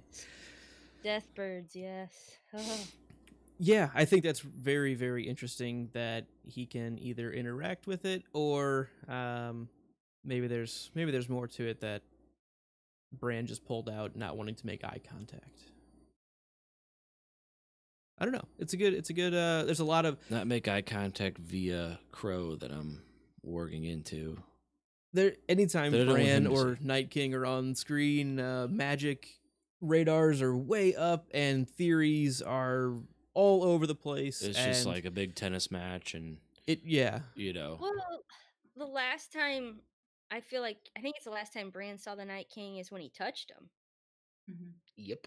Right. So, I mean, the Night King is definitely has some show us on the dome magic-y things going on where with the him. Night King touched him. He probably feels in the realm that these ravens aren't just these random ravens that are supposed to Well, migrate south I when think it's they're cold. crows. Crows. Okay. Yeah, you're These right. birds. Mhm. We send ravens. I'm sorry. getting a little ahead of myself. Crows. Crows still have to migrate south when it's cold, and it's cold as shit up here. It's frozen. They shouldn't be there. It's not natural, right? It's I not think you'd natural. Glenny, do you need to bounce? Or I you? think I need to bounce. Yeah. All right, you want to do a quick sign off? As always, get busy living or get busy dying. And what was your favorite thing this episode? The get busy living, or basically Samwell. The get busy living, get busy dying. That's all I'll say. All right. Cheers. Nice. Cheers. See you next time. Thank you, everybody. Cheers, Glenn. We love you. Your truck's clean. Hopefully this works. So we are talking about crows, and we literally Crows, yeah, have sorry. Crow Food's daughter. I feel like she's going to have some do. opinions. Yes. Yeah. So what I like about this scene is previously we see Bran, he's a skin changer. He's able to warg into different animals. Obviously, he's able to warg into Summer. He is powerful enough to warg into another human being like Hodor. But we see another one of his powers that we have not seen before. And he is actually able to skin change or warg into an entire pack of animals, which may actually come into play later on when they need that skill. It's said in the books that the skin changers were able to call down murders of ravens and packs of wolves in order to help them fight. And we can see here that Bran is able to warg an entire murder of ravens, an entire pack of ravens. So when we're looking at maybe foreshadowing, we see how powerful Bran is and we see what he's capable of, and he may actually be able to use that in the future. Mm-hmm. So that is similar to a point that Abby brought up on Gertie's initial thoughts about warging multiple entities at once. And I know, nice. Abby, did you rewatch it any differently this time? I watched it again today and watched specifically for the ice changing and saw the controlling of the flock by manipulating, like jumping, like our NHL players. Right. So, Amanda, I'm not completely disagreeing with you, but I think the way it's shot in this place right here, he's only warging an individual one at a time. It's if you watch like the eyes, it flicks around to the white eye on individual ones. So it's almost like he's picking out integral ones of the flock to get the whole flock to go that way, but not multiple at once, which I'm not saying is out of the question moving forward, but I think it's showing a development of he's able to switch so accurately and effectively that maybe in future he can go to multiple at once. But the way I see it, and I think the way it's shot, it looks like it's more just flipping between different ones.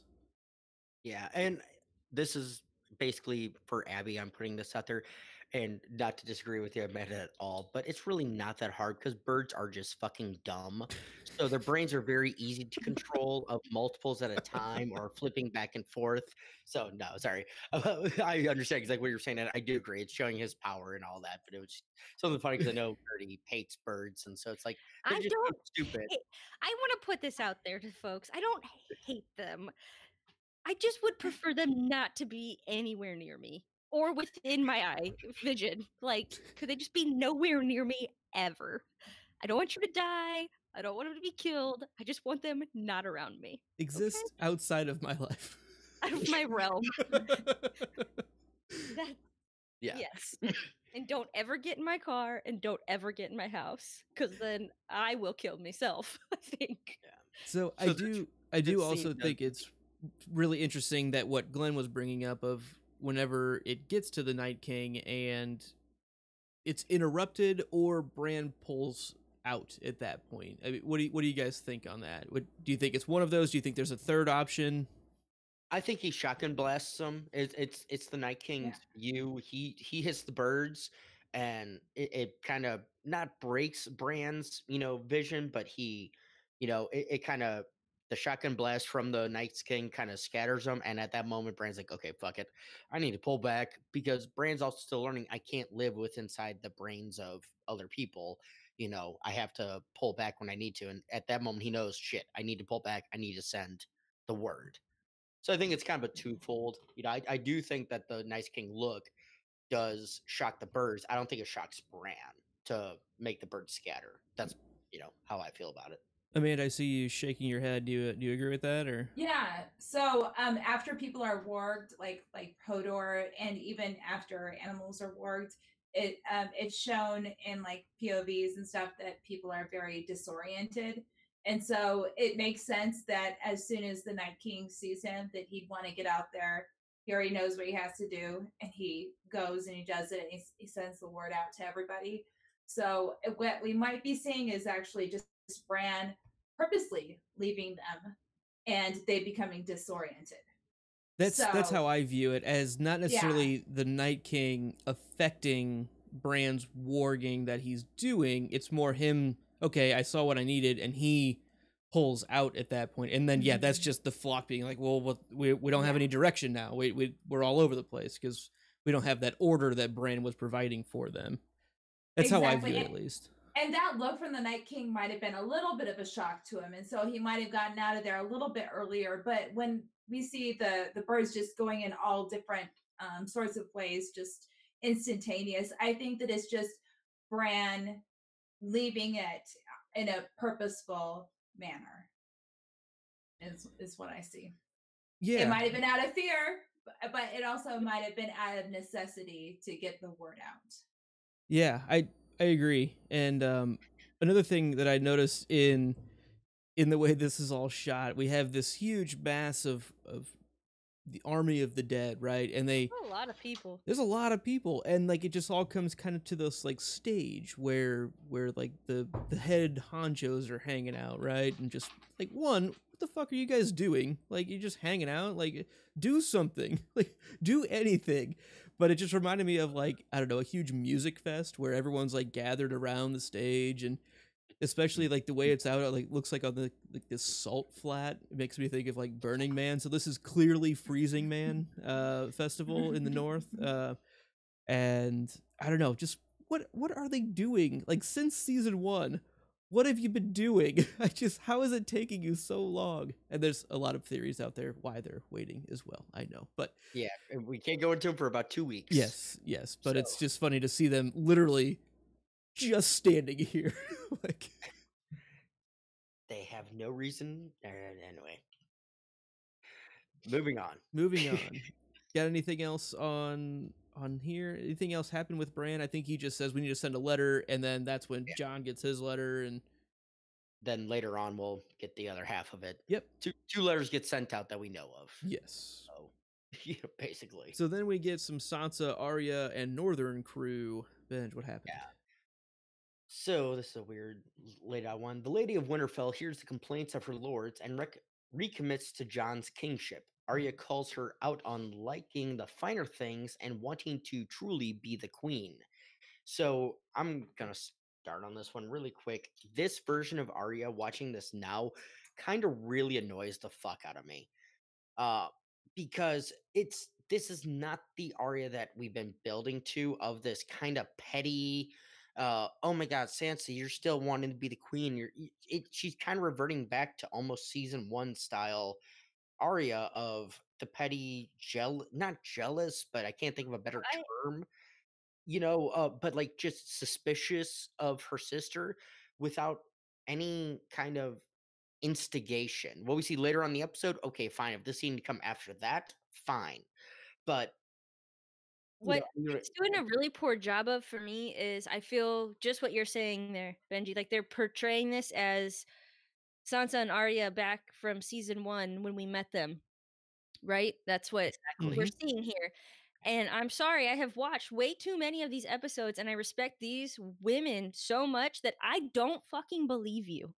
Like, I don't think that Microfinger's gonna win. I don't think he's gonna get them to fight against each other. So right now, all this stuff that's going on is annoying to me, because I want to get to the part where Microfinger gets the boot and these two team up together and like actually align their harnessed powers. Like, So what you're it's saying just is you are filler. not buying the suspicious dishes that Arya is serving. I could give two shits. Like, I'm over it. I'm over it like I was over of Bravos. Like, I get past it because it's not going to come to fruition. It's just, it's And the first annoying half, me. and now the first half of this scene where we have Sansa in the Great Hall dealing with the Lords of the North, that makes sense. No, it doesn't. How are they so fickle? Get the fuck over yourselves. That's the Other other like thing. No, okay. Royce, no, it makes sense for Royce to be that sure, fickle. Royce, but Umber, or who the other fucking one is that? Umber. I don't remember who it was. Uh, Either way, it was Glover. Was it? Glover. It was Glover. Yeah, It there's was no Glover. picture of it. Glover. I mean, yeah, no, Glover doesn't really make sense to be that fickle. Royce, fine, makes sense, but she handles it well, and She does it's a handle it scene well. and that's the scene to help you build, saying, okay, Sansa still sees the game and still is But she doing what she's really supposed. says nothing wrong. She's like, Yeah. what Sansa says. I was listening to their complaints, and then I said, okay, but you chose John, and John said that this was what we should do, and this is what we're doing. This is what he's doing. Like, she didn't even make a bad point. Yeah. Like, I'm just over it. Sorry. Yeah. No, completely. No, you're completely right. I mean, it's like I said, the only one that made kind of sense was Royce, because Royce said, the Veil came to follow you, not John, but now we don't know where to go. And my blanket just fell. I had it up, but it just fell up. And my wife was correct. She's like, what will happen if it falls while you're streaming? It'll happen. This is So, what it'll look like. this is what it looks like. And I'll fix it in a second. But it's one, so it made sense for that aspect of it. But for Arya to jump and hey, there goes the rest of it. So I don't have to worry about it. There we go. Thank you again, Nancy T. I'll be using it later. But for Arya and to jump to those conclusions that she was having just because Sansa's in their parents' fucking room. Is no one supposed to be in the room? I'm sorry, it's a good room. She's the Lady of Winterfell. It's her fucking room. Mm-hmm. Sorry, get over yourself. You know, Yeah. and as Homer in the chat said, this episode of Arya is completely different than the last 5 seasons, and it just feels wrong. Mm-hmm. It is not very good, and it is very frustrating because it's like, why? We don't need it. I mean, even Abby's calling it out. Like, not that Abby's not well intentioned, or like she's seeing things where, as a first time watcher, where she's like, this is bullshit. Like, no, like, what the hell? We don't need this. I love Arya. We don't need this manufactured dissonance between these two characters. Like, we should be well past that.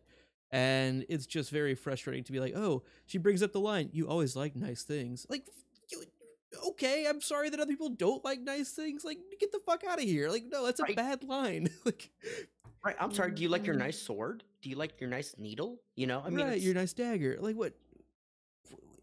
Get out of here. It did feel very manufactured. It really did. And it felt out of place. Like they just needed to fit their plot, and kind of force the characters into that. But one thing that you do kind of have to think about is characters who have lost touch with each other and are reconnecting. Mm-hmm. They don't always have the same trust that they did previously.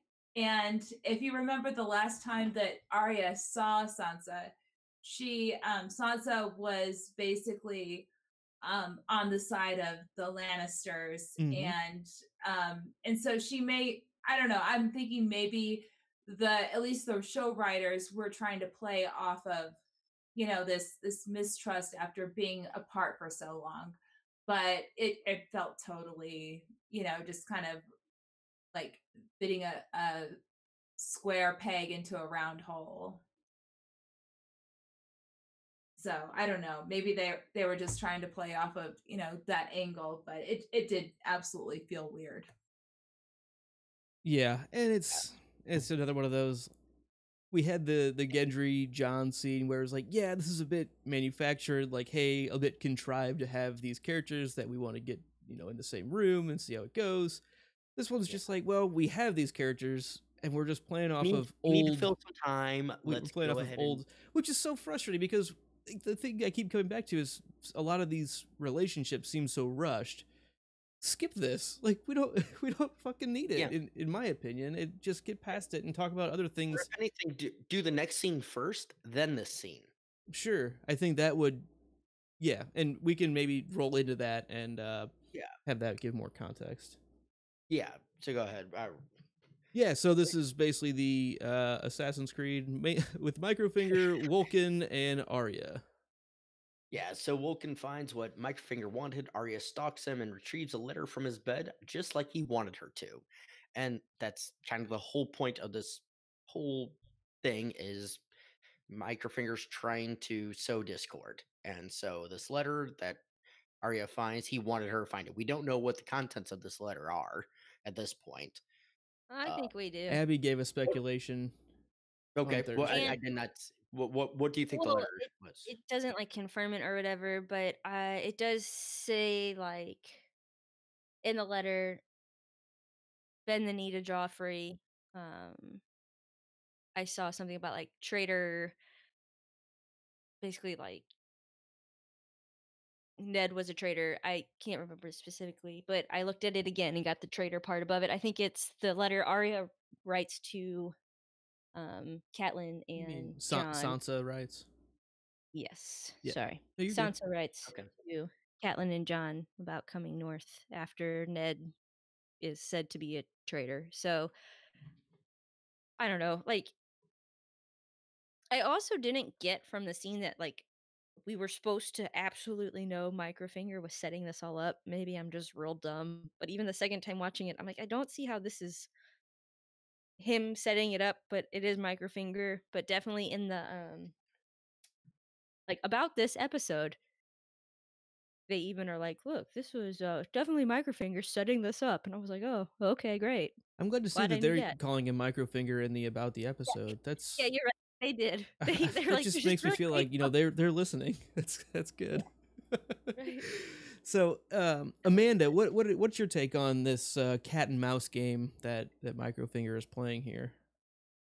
I think it's very interesting because it shows that Littlefinger has been onto Arya and I guess her ability to kind of be I hate to say like a faceless man, but like very, very sneaky. And he knew that she was going to be able to unlock that door. He knew that she was going to be able to get into there, and he knew that she was going to be able to find that letter. And that says a lot as to the insight that he actually has and how he actually plans. So because he was watching her the entire time, and he knew that she was going to go into that room. Yeah. So it really shows his insight into Arya as a character without even knowing her, which is very interesting. But Yeah, well, yeah. and in fairness, he saw. I mean, she wasn't being stealthy when she was Not watching. really at all. I mean, it was anybody with a 2 out of 10 skill of Peripheral they're being vision. watched. It's like Arya's there. Okay. 10 minutes later, Arya's there. Okay. It's like she wasn't doing a great job, and they You try and think make so? No, I don't think she was doing a good job of it. She's good at killing. She's good at investigating. She is not good at stealth, at least at this point. For a I guy think for she is. Microfinger's level, he's a fucking 9 out of a 10 stealth fucking Perception. detector, and just exactly, he's got a 9 out of 10 deception. He knows what to look for, knows what to watch for. Anybody else, fine. She would do a great job against, not Microfinger. So, Yeah. He's playing the game that he thinks she needs, or that she wants to be played, to get what he wants. Yeah, it's just Yeah, I guess. I don't know because I don't know, the cinematography, it showed Arya kind of like looking around a corner, and as soon as Littlefinger turned, like he felt somebody watching him, she would be gone. she was So gone. the I cinematography shows that he is unable to see her, but think she can back, see him. but think back to season 1 when Littlefinger's talking with the Varys, and he's like, "Well, I saw the last time you were with the Hand of the King. Well, I saw the last time you were with the Hand of the King." And then Microfinger comes out with, Well, I also know about the time you were in the dungeon or in the dragon's room with with your special guest from across the fucking sea, and Varys was taken back, who is the fucking master of whispers. So Microfinger is always steps ahead to a point with people. He very rarely gets caught because, as he's told Sansa, plan everything out and you will never be surprised. So that's what they're kind of trying to build up here is Mike Finger knows what the fuck's going on and he's going to use that to his advantage. I suppose. I obviously we all know that Littlefinger has more insight into what's going on than what we actually, are aware of. And I think that's really interesting that he's able to have the foresight to plant that and know everything. Yeah. So that's pretty cool. I don't know if how much Microfinger has figured out or knows about where Arya has been, if he knows that she's been in Bravos, if he knows that she's been in the House of Black and White at all. I don't think so, but if he's deduced that at all, his family literally came from Bravos. He's going to be familiar with So he the knows. Faceless Men, at least somewhat. So that's my... I'm kind of falling on Benji's side here. Again, I don't like to say that out publicly, but I don't think that she was doing... It happens about once a month. Yeah, yeah. I don't think she was doing as good of a job as she nearly thought she was, especially towards the very end when he goes and locks the door and like quite literally almost makes eye contact with her before locking the door. It's, I don't know. I think she could have done better, but she kind of skipped those training sessions because she was getting her ass beat the whole time, or she was blind and didn't get those those courses taken care of. But she does read the letter, and I guess we'll see where that goes. And that's kind of where that ends for Winterfell, right? Yeah, that's it for Winterfell. We just know that Microfinger saw her. That's it. Yeah. So let's head down to Old Town, where we're going to see Sam, Maester Ebros, and the other Archmaesters of the Conclave. Yeah, so Sam overhears the news from Winterfell and is shut out by the bosses. Yeah, it's true. And one line I like from here is where after everything was said and done, was like, is that the one whose father and brother just got burnt alive? I haven't had the heart to tell them. So Sam doesn't even know that pretty much his whole male line is wiped out. Mm-hmm. He's the one. He's the only one left. And that's sadly Sam would care. He would care definitely about Dickon. Oh no, I said sadly he would care. Where I'm like, yeah, no, they're gone. Yeah, Sam will care. Definitely will care. He would absolutely care, and he would care more about Dickon being gone because Dickon, let's be honest, yeah, he was a dick, but he wasn't that bad of a guy. Well, I'd say he's a dick because of his name. Yeah, I have no problem with him personally. He just no, I mean, even at dinner, the dinner with him and Gilly, he really wasn't that. No, he was smug, but he wasn't an ass. He was fine. He was fine. He was fine. I mean, and again, yeah, that's what I'm saying. He was fine. He was a good little brother. Exactly. So it's not his fault that him and his father have more in common than Sam and his father. That's not exactly. No, I know. A faulting thing. Do we want to talk about earlier in that scene of basically Sam calling out the Maesters of, yeah, I fucking know Brandon Stark. I let him through the wall. I am just this makes me put the Maesters in question entirely. I don't understand how you get this kind of information and you basically just laugh it off. I talked about how I saw them as like the media or the people, the news crew, that you are distributing information, you are advising the realm, and you get this letter and there's not even like one representative. And I get that like Walken is up there, but nobody else is going to go and investigate. All you're going to do is write for clarification or not really do anything about it. Why are you controlling this so much? Like, why are you disbelieving this? Why don't you go send somebody to make some type of proof or evidence? Who controls them? What are they working? I don't like them. What's their motive with controlling this information the way that they do? Like, what if this is this huge threat? And I also get like when you do have a huge threat, sometimes it's best, in the government's opinion, to not tell everybody because of panic, pandemonium, things like that. But that doesn't seem to be their motive either. So, Yeah. what is? Like, So I'm not going to disagree with you because yeah. you made a comment that it really made me think with them being the media, they're actually the best kind of media to where they want to fact check and make sure it's correct before I they send out word. But they're not doing anything. They're just laughing about it and like Well, they brushing said it for off. clarification. They did say we're going to send for clarification. Do I'm you not saying they're believe them? no. And I'm Yeah. saying you're completely right. I'm saying Yeah. they're blowing it off and doing all that, but they are saying they're going to send for clarification. But there's also other theories of why the Maesters do one They're thing or another in regards to, all right. I got certain things. There's no confirmation on any of it, so I can't. I'm not going to go into it. But that's what fine. you're I saying, got like but one more week yeah, because I'm gonna watch the next episode tonight, and then next weekend after we record, I'll get to watch the finale, and then I'll get to know. I will actually, watch no, you're every actually last Ab. thing. If you think about it, if we depending on what day we decide, it could end up you could be done by Sunday, or you could be caught up. Just saying, but not to Luke to We'll figure that out in But we'll post. figure, yeah, we'll figure it out. Amanda, what are your takes here on the way the conclave accepts this information, Sam's interaction with them, and do you believe that they're going to fact check and ask for clarification? Oh, I don't think they're going to do anything with that. Now, I really like your observations, Abby. And what was being mentioned is there are lots of people speculating about what the intentions of the Maesters have.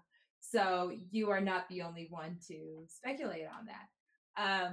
But yeah, I don't think they're going to do anything. They totally laughed that off and they totally blew that off. And and obviously Sam took that to heart, which he should. So it's basically setting up for the next events to come. I personally do think that they were going to send that extra letter of clarification. It's going to take a couple weeks, and it's not going to really matter at all. Like, it's nice job, Poe. You hit your head on the table. But like, I think they would actually follow up. Really? I do. No, and that's I kind of think what Ebros would follow up. I don't think the guy who's actually the one laughing and being a total douche wouldn't. I don't think he would at all. I think Ebros actually would. I think he does believe Sam on certain things, but he does need to actually go through and check and verify all of these things. Yeah. Yes, And that's I what like I was saying is I like Ebros. yeah, and that's kind of what I was saying In is he's Slughorn, doing I the trust. media, yeah. As I was saying, the media thing, he's doing the actual thing of a media should do instead of just, oh, you see a story, print it out, just and then we'll make a correction later. We want to make sure it's right and correct before we put it out. So Ebros is doing the right thing. Now, do I think that because it's going to take weeks and weeks and weeks for a letter to get back to Woken and then come back again? And will it be enough proof for them to say, here, yes, Because let's he use was it? mistaking the first time? No, but yeah, I, and that's what I'm saying I is I don't think Woken will send back enough information to prove to them that it's worth putting out there because Woken doesn't have firsthand knowledge. Now, the thing is they should use Sam, who Sam does have firsthand knowledge. He has seen this and has worked with it, but they're blowing Sam off, which I think is the wrong move. I think they're all blowing Sam off. Ebros is just trying to do his due diligence of getting confirmation from a certified maester to get that proof, which I don't know if that's the correct move, and well, we know that's not the correct move in this moment. Yeah, I think that's But he's entirely trying fair to. that I think that Woken you won't guys be. are believing in like the work of the system. Like this letter's going to be sent, and we're going to go through this process, and the system is going to work. Where I just question the fucking system, and like whether the system is being used or not, I'm just like their motives suck. Whatever's going on is not cool. You're certainly not alone on that. I'm mostly just looking at Ebros's reaction here because I think he's the most decent one. he of them is, all. and that's the one that we've had most interaction with. So we also have to look at the conversation that he had with Sam earlier on. He was like, even though I believe you, like, what's it matter? The wall keeps standing. Even if this was true, like there we've been through long nights, we've been through Aegon's, you know, conquest, and guess what, we're all still fine. Like it's, you can't get all up in arms just because we get one letter that is a little bit more evidence to something that Sam is the only one saying this. So they need to hesitate, because he who hesitates is lost. But at the same time, you need to make sure that you're not going to throw all of these resources out there and just have it be a fucking waste of time. So like, I see where they're coming from. I'm really absolutely with you that, like, don't trust the overall system. I am Yeah. very much with you. I'm more Deadpool's advocating more than anything, but You're more in odd. Ebros, I do trust. Damn the man. What's that movie? Why can't I think of it? 80s movie. No. Damn the man. Nah, Empire Records. Ah, That's a 90s movie, but Yeah, it's sure. 90s. Yeah. Yeah, sorry. so let's Yep, carry talk about Sam, Gilly, and Little Sam. Benj, what happened? So Gilly helps transcribe some more info from an old dead maester as Sam broods over the inaction of the Citadel. He decides he's tired of reading about the achievements of better men. I love One- that fucking line. Yeah, actually, one last thing I wanted to reference on the last scene was we had a couple name drops of just Easter eggs of like Jenny of Oldstones and like a couple other Lobos or Lodos. It was just like, hey, I it was was trying to catch him and I just couldn't. another, the show just giving some, hey, we've read the books too, and like, don't hate us for the things that we've changed kind of Easter egg. Yeah. That I was like- trying to read like the closed caption and stuff, and I couldn't. It yeah, wasn't. Jenny my of brain wasn't Oldstones catching is the main one that people will recognize more than any of the other Yeah. ones. But just, I thought it was worth mentioning that was good. So my only thing with this one, it took me way too long. Like this is my third time watching through this week of this episode, to get the line of, do you know how many windows were on the Septa Baylor? None now. I did not process Seriously? that until That's literally this true, morning. she says. Yeah, I know. Well, yeah, that's true. And like, because I've been watching through at fast time speeds, trying to just get everything done and just catch what I can. And but even then, like, I should have caught this fucking 2 years ago when I first watched it. And I should have. I understand this. I'm not saying I'm smart, but it finally hit me. I'm like, I'm proud of you. oh, thank you. I was like, oh, that's actually a good line. It is a good line. That's Amanda, what'd you take away from from this scene? Well, first of all, Gilly is starting to read pretty well. Pretty It's solid, great. yeah. Yeah, she's pretty solid. she read good. And she is telling Sam about the wedding of Prince Rhaegar, Mhm. which is very interesting. And she learns that he had annulled a marriage and had a secret wedding The same which night. the same time, which is very interesting. So that might actually be some good information that Sam might need to know later on. Mm-hmm. Abby, I know this was one that when you were watching, I think you tweeted out about it, right? Because this was, you were watching this as the season 8 trailer came out, and It dropped. Literally, it had to have been within like 20, 30 minutes of it dropping because You're watching in the morning, like 10 o'clock or 10. yeah, I dropped my kids off at school. Like I was like, oh, I'm gonna do notes, and I'm watching it, and I'm like, holy shit! Like this is so exciting that I'm going to put my first tweet out in 3 weeks. So I get on there and I look on Twitter, and it's like Game of Thrones, season 8 trailer. Oh my god, I'm dying! Everybody, blah, Game of Thrones. And I just remembered thinking like, y'all are excited about that. Here I am, like, Rhaegar had an annulment, and then I realized everybody knows.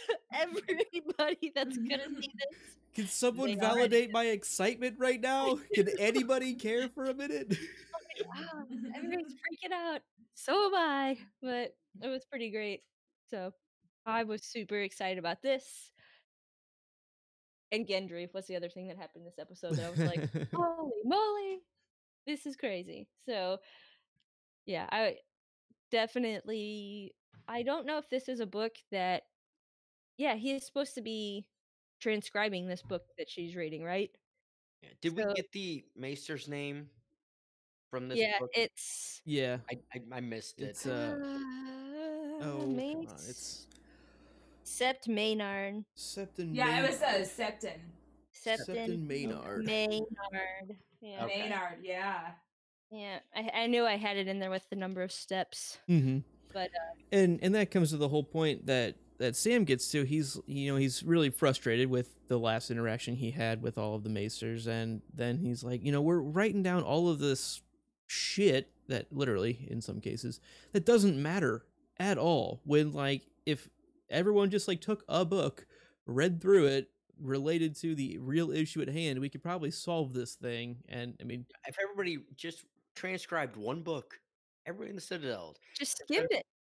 instead of knowing about the 15,782 shits of fucking Sipton Mayer balls. that was steps. Thanks. You guys know I wrote that on my arm, right? Yeah. Yeah, no, that. And again, shout out to Gray Area because I almost had her trivia question by 20 fucking steps without watching this episode a week and a half ago. Could have just looked at your Fitbit, got your number of steps, and how many it should have Right. been. Hell, that's about my daily steps. Do you know what really makes me angry? So on like for calculating steps on an Apple Watch, you have to have like an arm swing. Right. So if you're pushing a stroller around It doesn't a zoo and count, have right? walked like 7,000 miles, it This is doesn't what matter. my iPhone sits on my ass. Yeah, it counts all my fucking steps every single time. Boom. Sucks. So who's got anything else on? I mean, Sam bounces, right? He says, "I'm done with this shit."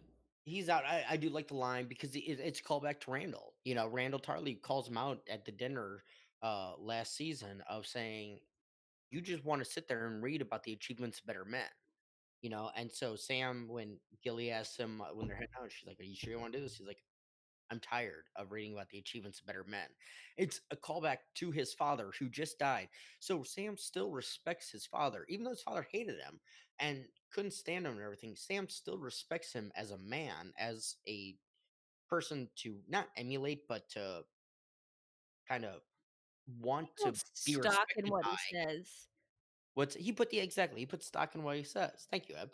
Yeah. And so it's one of those that it's a very telling line, and it's a good send off for Randall Tarley, who he was a shit father, but he probably was a good lord.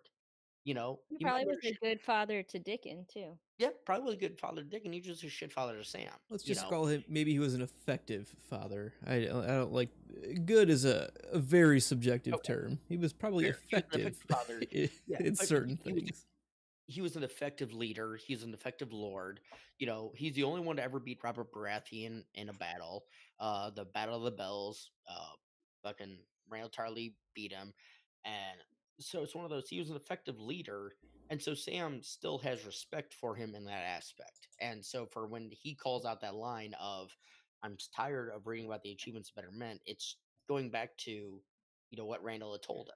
And I like that. Even though Sam doesn't like his father, he still respects him to the point of, in some things, he was good at. And in that aspect, he might be right. Yeah. But Sam does enter the restricted section, right? And grabs a couple books and gets out. I think that's, hopefully he got a couple good ones, Yep. It was kind of a random smash and grab, right? It was kind of... That's what I thought too. Like, I really hope he got some good ones because did he like scout these out? Does he have a plan? I don't know. I think that they're gonna. I think that is setting something up for later on. So one of those has to contain something juicy, something that's going to be important, and something that's going to be useful. Otherwise, why even include that scene? Mhm. It doesn't make sense. Kind of so Chekhov's books. Right. yeah.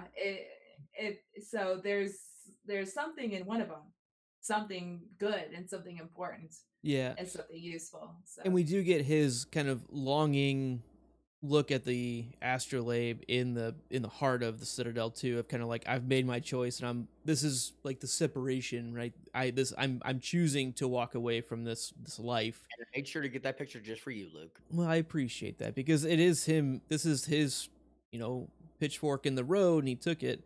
and it just matters because that kind of symbolism it carries through. For this is a character choice that he is deciding, I'm leaving this behind, and I'm taking these books with me, motherfucker. So he does that. Even Gilly asks him, like, "Are you sure you want to do this?" And he says, "Fuck yeah, I'm out. Like, fuck this shit. Let's go." And that's pretty much it for Old Town. Let's go ahead and get to our every episode. We have one of these, and it is called a final scene. We only got 2 of these left. We got 2 more final scenes left until season 8. So cheers to everyone in the chat and everyone on the panel. Blue Caraco for the final scene there. What? Is that the blue Caraco for the final scene? It is. Cheers. Nice. And we are going to talk about Eastwatch with John, Tormund, Davos, Gendry, Jorah, Sandor, Beric, and Thoros. Benj, what happened? So John and crew arrive at Eastwatch and tell Tormund the plan. He thinks they're nuts, but agrees to join and introduces them to a few more who want to go north. Davos stays behind because, let's face it, he'd be worthless up there. But the rest head north of the wall with a few hams in tow. So I'm going to go to Amanda first on this one. Since we're up near Umberlands, I wanted to, get you some more Umber love. Not really related, but geographically similar. But what are your thoughts on this little interaction they have here? Which one stands out to you the most? So I like it the best. My favorite part of the scene is actually when they decide that they are going to go beyond the wall, and they just mention offhand that, hey, there's some people that may want to join us. Mm-hmm. And they go and have a huge reunion. And I don't know if you guys want to get to that point yet, but that's actually my favorite part. Sure. Yeah. But, yeah, go for it. But my favorite part is actually before that, because I love Tormund and I love everything that comes out of his mouth. And Tormund is asking about John and what actually came out of those interactions that he had down south with the queens. And I forget how it was actually said, but Tormund was like, I thought that you were going to get the support of the queen. And John was like, I need to. And Tormund says, which one? The one with the dragons or the one that fucks her brother? And John was like, I need both.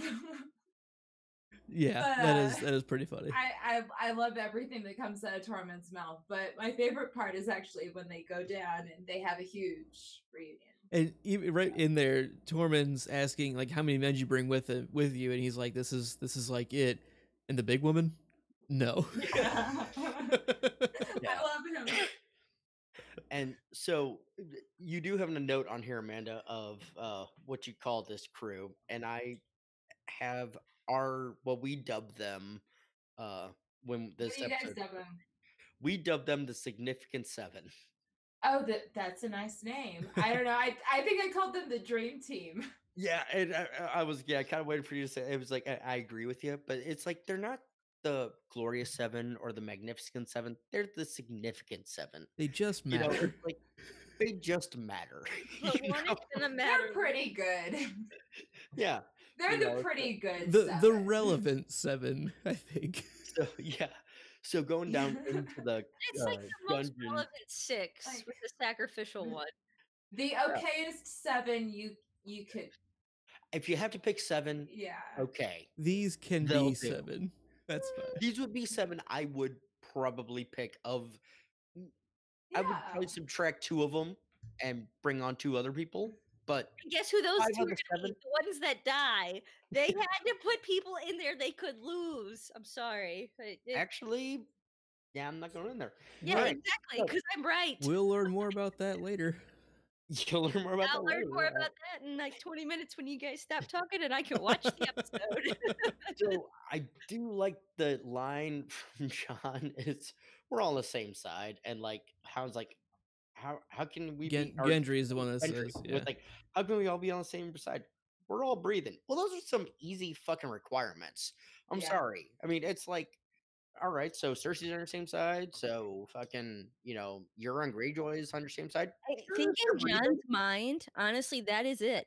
He I has get he it. No, went with that's Judge John, he's a tunnel visioned motherfucker. and he He is, doesn't care about the past and what has hurt him, and it's or like what could hurt. He doesn't care about the future. He doesn't care about.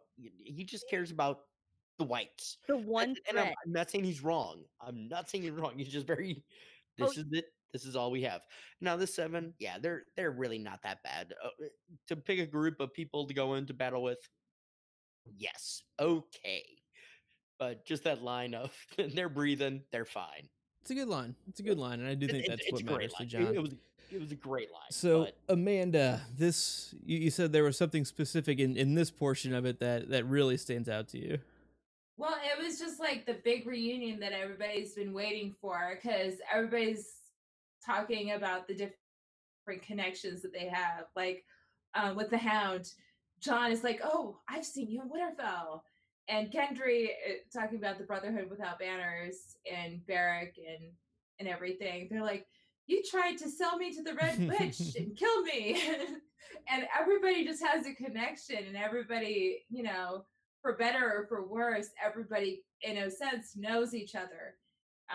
And so it's kind of like one of those odd reunions, and it's really interesting to actually get to see them kind of come together. And Right. Yeah, I'm with you. And it's very much a season 7 thing that I've said a couple times where it's like, yeah, this is like the culmination of all of the game of consolidation that we've done. So we have to like throw all these characters together, and unfortunately, because we only have 7 episodes, we can't like actually flesh out these relationships more than just, oh, I know you and you know him, and that's a thing, and I remember you from this one time. Like, you just have to like reference it, but you can't really unpack it at all. And I think No. some would be better if you could, but you better have watched the previously on. Let's just put it that way. well, most of them were fine except for the Jorah Thoros and Jorah, that was the one that yeah. stood out to you, I remember. Yeah, because Jorah definitely knew who he was, and it's the one that I'm like, well, how? I Well, don't and here- remember that at all.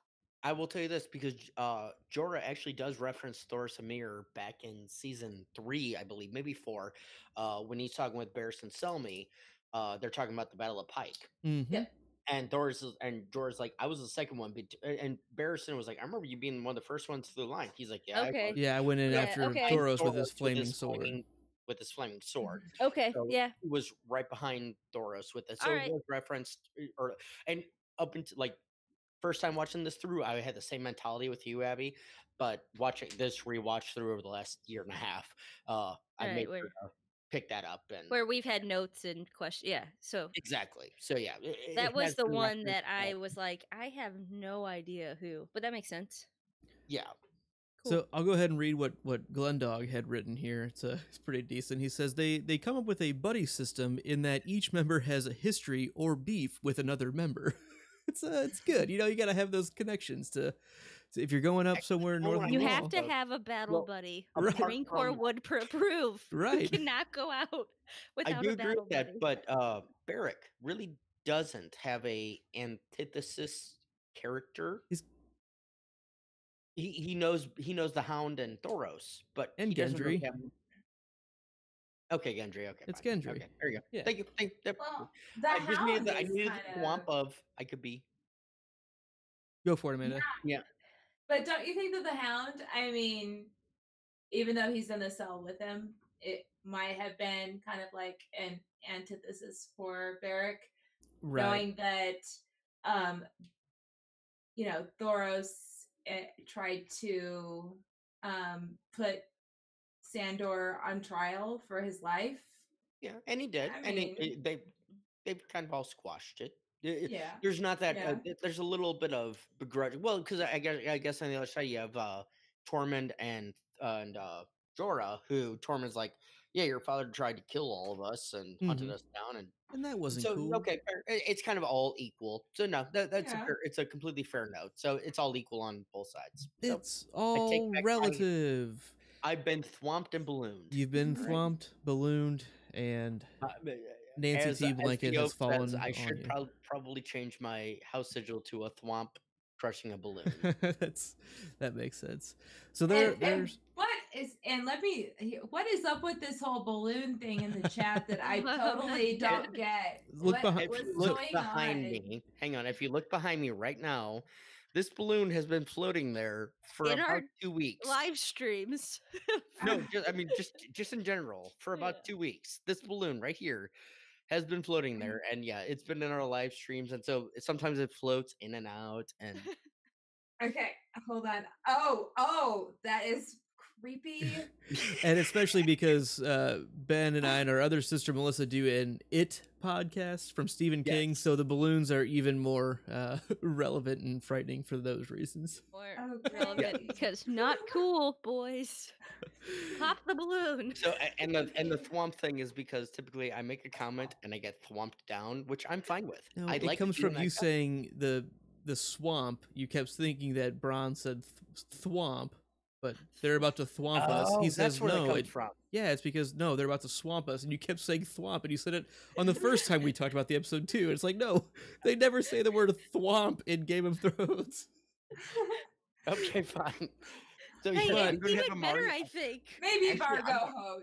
I'm going actually because now I'm going to update my sigil if I can. It's gonna be a thwomp crushing a balloon, a thwomp from Mario, There you a big go. block spiked. So Crushing a balloon. that pretty much wraps up the main episode. Let's start with the episode title accuracy. Eastwatch. It's kind Yeah, of what sure. everything culminated to. It culminates to it. Yeah. it- I don't know. Any thoughts on that being chosen as the episode title? Abby, No. nothing. No. Amanda, nothing. Nothing. Yeah, it's fine. Whatever. I know. Leading up to it, it's kind of like, oh, cool. We're gonna see Eastwatch. Like the before we knew what it was something to look forward to. But like now watching, it's like, fine. I don't know. Description accuracy. Daenerys offers a choice. Yes. True. Can confirm. Arya grows suspicious. She Sure, certainly yes. brings her suspicious dishes, but I think we are not fans of the choice, writing wise. Tyrion answers a good question. Does he? What does he answer? Yeah, what's the question? What was even the question? Yeah, I don't know. Because I mean, the question, like, I remember the question from John of, how do I get people to follow me that don't believe me? That's a good question. I know it's a good question.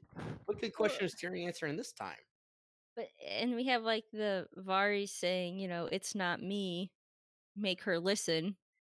But he doesn't answer that at all. So I guess one question he would potentially answer is coming up with a plan for Cersei to create an armistice. That'd be about the only thing I can think of. It's not a great Sure. description, is what I'm No, getting to. It's a little vague. It's a little vague.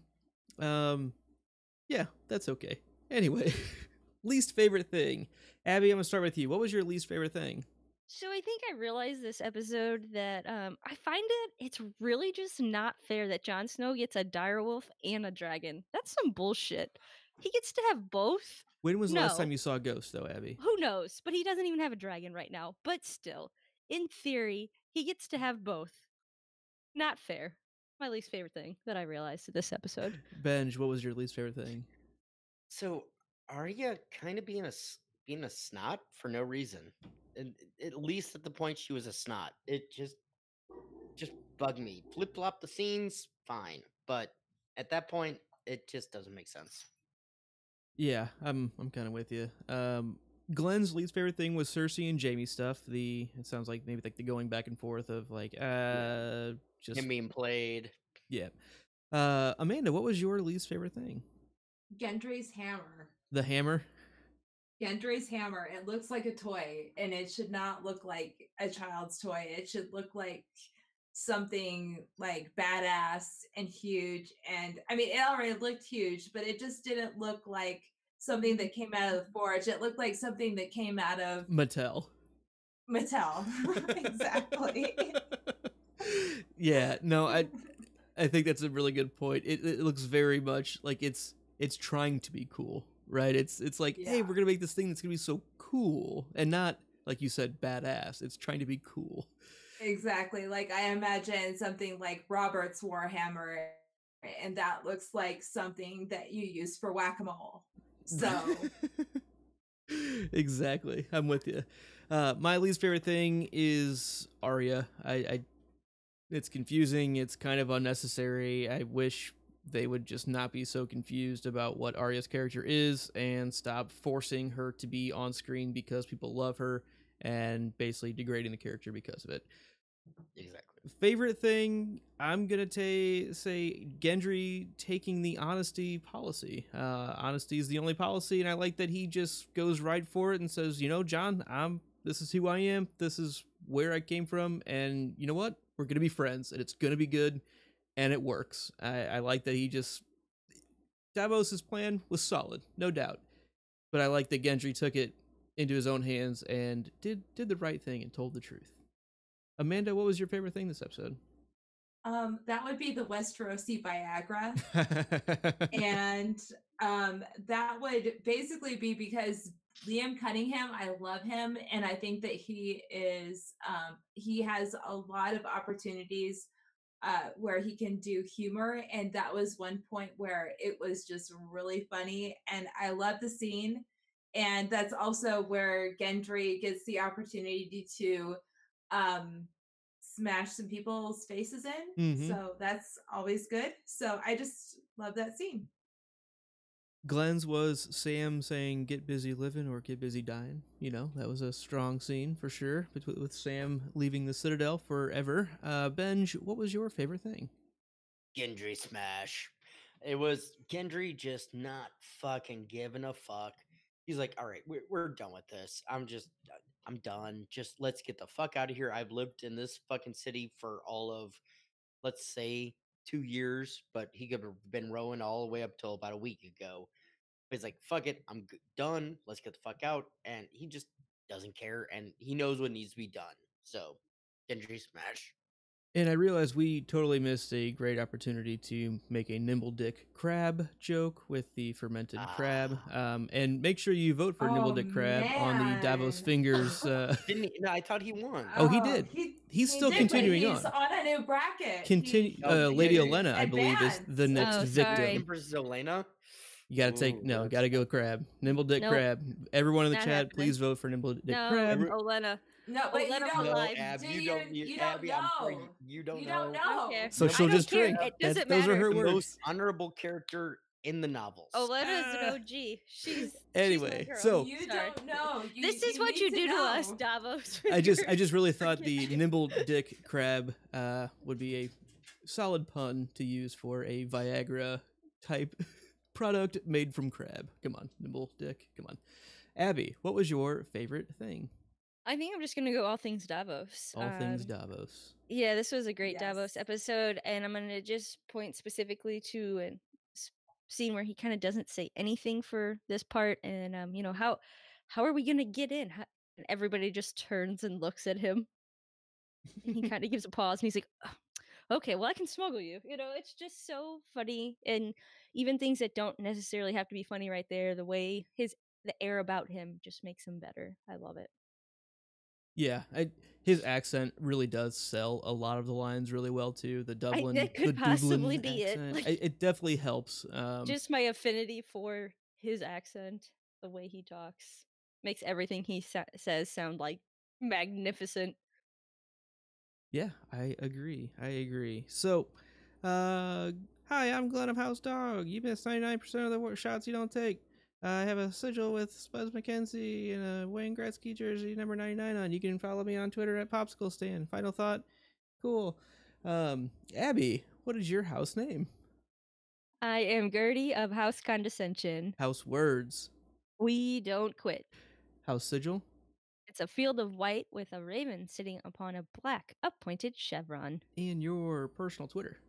Please follow me on Twitter at GoHomeGertie. Will you be live tweeting tonight while you're watching the next episode, which is called Beyond the Wall? It depends on how jazzed it makes me, but yeah, probably. If you think it's jazzy, then yeah, I'll be tweeting about it. And final thought. Well, I hope you can't hear my husband snoring in this bed behind me.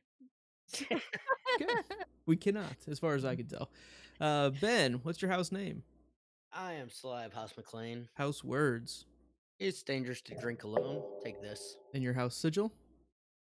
3 gold triangles pointed downwards on a field of red and black. Weren't you literally just talking about how you were going to update that? Well, yeah, my new sigil will be a Mario or Super Mario Brothers thwomp crushing a balloon on a field of red and black. And your personal Twitter? Personal Twitter is at Sly McLean. Final thought?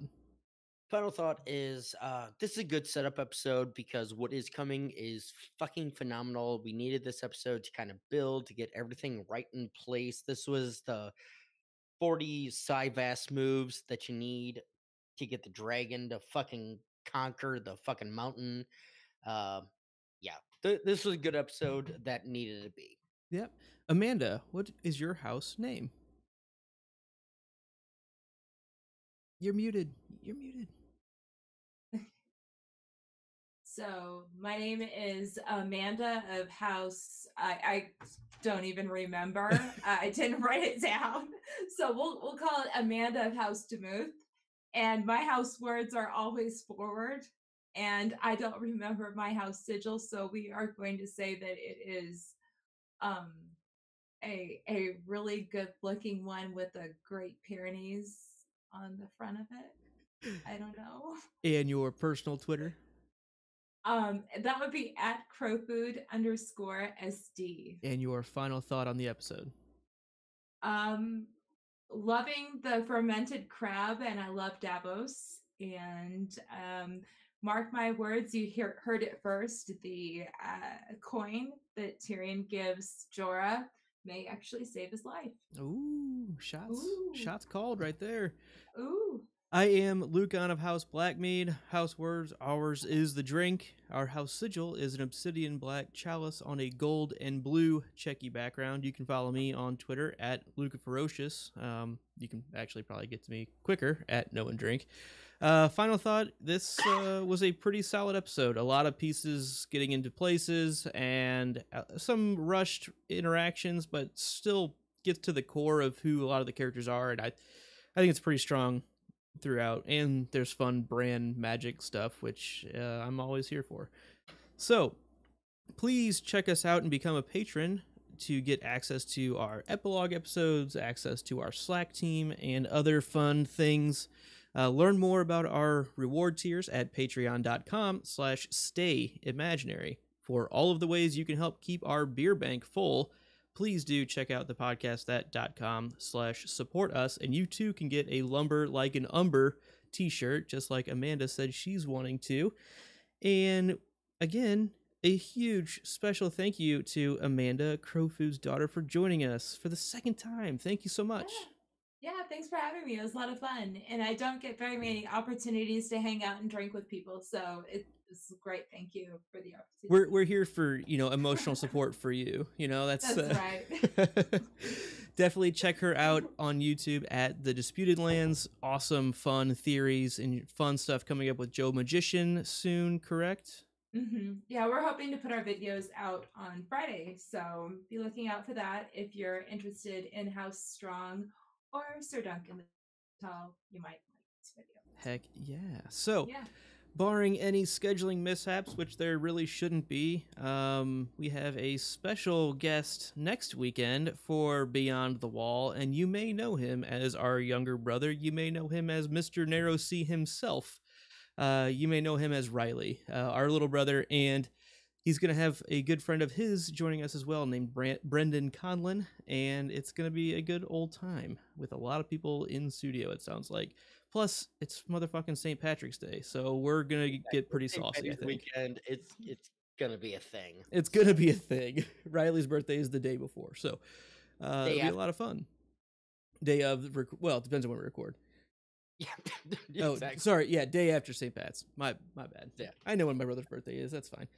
Follow us on Twitter at Know and Drink. Send us a digital raven at knowandrink@gmail.com. Subscribe, like, rate, and leave comments on iTunes and YouTube. Don't forget to hit that notification bell to find out when we go live and when Abby's first-time watcher initial thoughts come out on Thursday night. We hope to see you there as well. And until next time, Abby's muted. Until next time. That was terrible. Until next time. As always, I still don't know, so I'll just drink. Don't turn your back on the wolf Don't turn your pack. back on the wolf pack. As always, winter has come, and so did I. Amanda, do you have an as always? I don't. As always, she doesn't. And as always, stay imaginary. How do you know this? That's what I do. I drink and I know things.